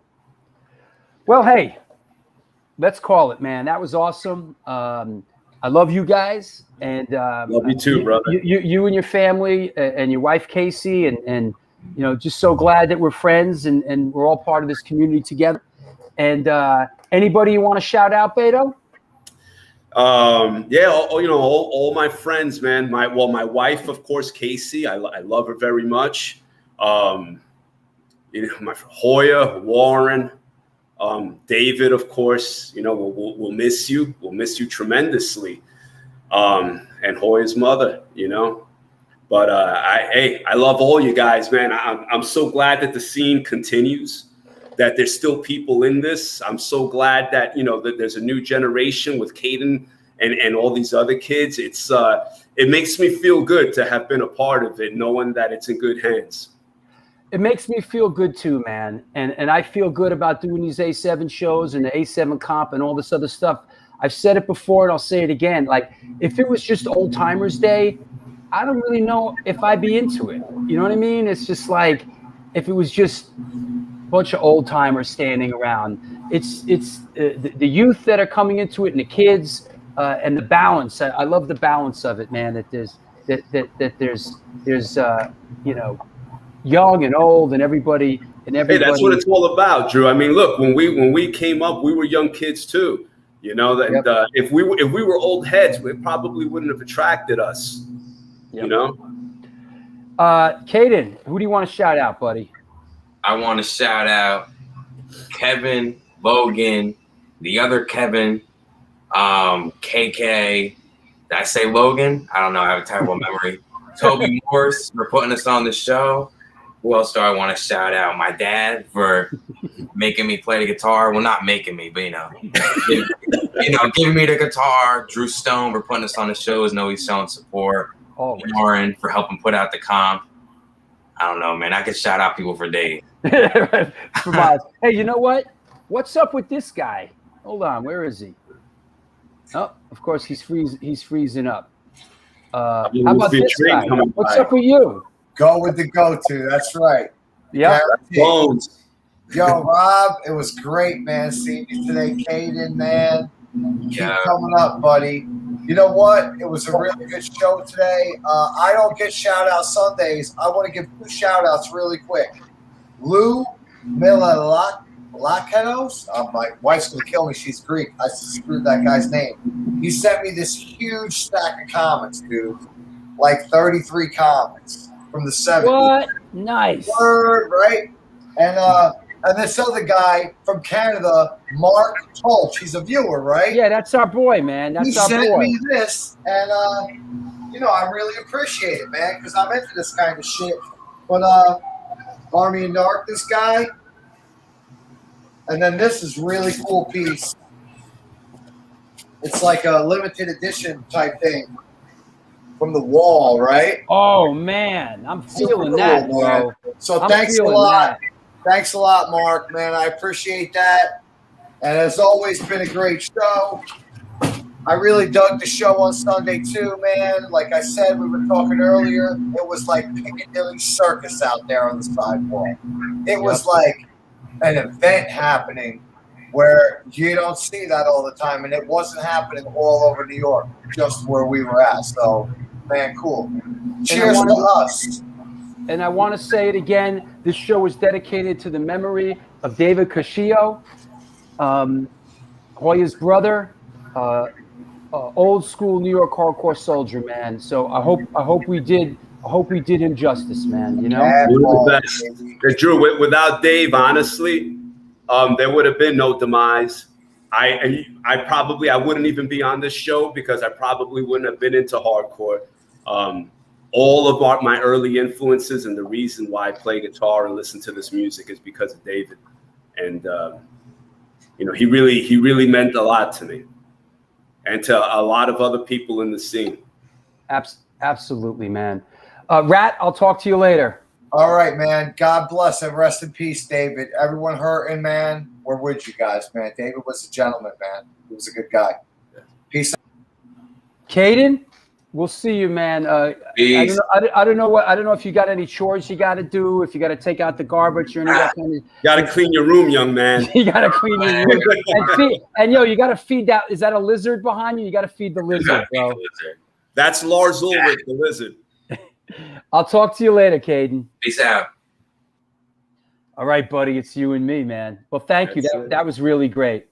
Same here, man. Thanks for having me, dude. It's always a pleasure chilling with you, talking with you, Drew. Absolutely. I'll talk to you soon, man. All right. Take care. All right, take care. Well, there you go. Are you with us now? Yeah, you got to have a little patience, you know. Well, when you freeze up, it's hard to have patience. Well, I'm running from one train to another. So, but we got to show. We got to show. Question for when I see them in person, I guess. Well, yeah. But yeah, no, it's Beto. Hey, Beto, you still out there? I'm still here. What's up, guys? Hey, what do you got for Beto? Hey. See? Do you want to any bands that you aren't aware of? One more time. We can't hear you. I said, has your son turned you on to any bands that you weren't aware of? Has your son turned you on to any bands that you weren't aware of? You know what? He has. And absolutely. I hear the stuff coming out of his room. I mean, Knocked Loose. I hear it a lot of that. Best bands, period. I love Knocked Loose. Year of the Knife. Year of the Knife is the best. Is that the name of the band? Year of the Knife? Yeah. Yeah. Good stuff. You know what I like about this? Because I always had a more metallic style in my hardcore playing. Yeah. And the way I hear these kids playing is the way I would be doing it. You know what I mean? Which is real cool, and I dig it. So I'm glad that for me, I could actually still get into these new bands, because when I hear the music coming out of his room, I'm like, that's some real cool shit. Hey man, you got to listen. When I heard Reaching Out, I was like, this is great. Yeah. I don't care how old people are or whatever. When they did that demo, I remember telling Rupa, Alex, Kaden, all of them, telling them, hey, listen, guys, not just because I'm Caden's dad, but this is really good.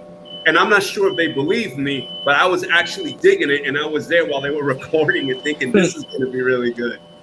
Cleanest bedroom in hardcore. Yeah, you got the cleanest. You got the cleanest bedroom in hardcore, bro.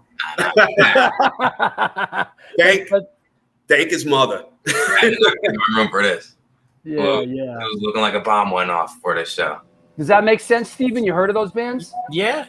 Oh, absolutely. Not Loose. Yeah, absolutely. And You're the Knife. I've been big on a band called Incendiary. They've been around a while. Incendiary, real good. Yeah, I don't know them. I'm waiting for their new one to come out. Those guys, their last record was tremendous, and I'm just excited. But you know what? Same thing with these guys. I bought the demos off the Bandcamp from them. Yeah, I remember. You know, I just love the fact that, and you know what? To me, it's not even a matter of these guys are young, whatever. It's just good. And you know, and that's the thing. And it's just like hearing it on the comp and seeing them live. I love seeing them do, you know, bust out a Chromax song, seeing all the teenagers getting up there singing along, and you know what I love about it? You know what I love about it? It sounds like hardcore. Yeah. That's I right. mean, I'm an old school hardcore guy. It's not a phase. It's not. We're still in it to win it. I'm a first wave American hardcore guy. You know what I mean? Like I love like hardcore. Like what I know is hardcore. Like straight hardcore. Not like all the metal shit that you're into, Beto. Like all the metal shit that you guys brought into the game. But like I love old school hardcore, Minor Threat, you know, real basics, you know, like the band I'm in, you know, and Reaching Out just like really spoke to me on that level, you know. Hey, we love the older school stuff too. I mean, honestly, the even like Victim in Pain, you know, it's the attitude. It's not so much about the palm mutes and how fast you're playing. It's the attitude and the music. And you know, I started out listening to the early stuff too, and I love it. You know. And I'm busting balls here because you know bands like Marauder and you know Biohazard were absolutely incredibly influential bands. You know. Yeah, absolutely. So that's it. What's that, Steven? I gotta say, actually, speaking of the heavy bands, today is 50 years since the release of Black Sabbath Master of Reality. 50 Awesome. years. Absolute monster of a record. And if Kaden hasn't heard that, that's a mind-blowing record. Oh, he's heard the Sabbath. And you know, honestly, Steve, I like all versions of Sabbath. Me too. So, Me too. Not just the Ozzy version. I love the Dio version. I love the Gillan version. I know there was another singer in there. I didn't really get into Tony Martin was in Tony there. Martin. He did some good stuff too. Yo, there are people that love the Tony Martin era. They're like, I'm just not familiar with it. I'll have to check it out one day, but I've heard good things about it too. Yeah, he did really solid stuff with them. Did you catch this, Steven? That this show, Fang is coming back to play the A7 38 years later. That's amazing. And that's, you know what's great? Sid the Kid's DJing that night.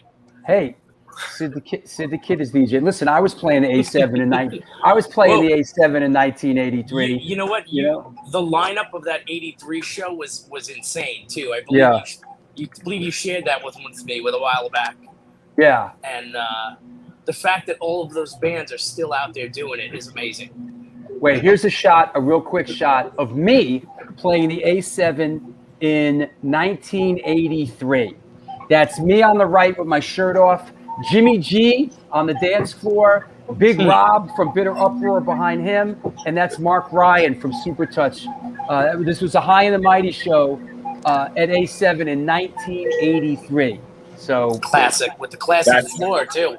That's an awesome picture, man. Yeah, man. There's a bunch of them, man. So Jimmy surfing in that one. That's awesome. Yeah, yeah. So and we're doing a High and the Mighty. That's why we can do a High and the Mighty reunion. We got to do it at A7, you know. So that's it. Hey, thanks a lot, you guys. It's Thank good you. time. Guys, great seeing you Let's guys. go eat. I'll talk to all you guys in a bit. All right, later, guys. Take care. Bye-bye. Well, there you go. Hope you enjoyed that at least half as much as I did.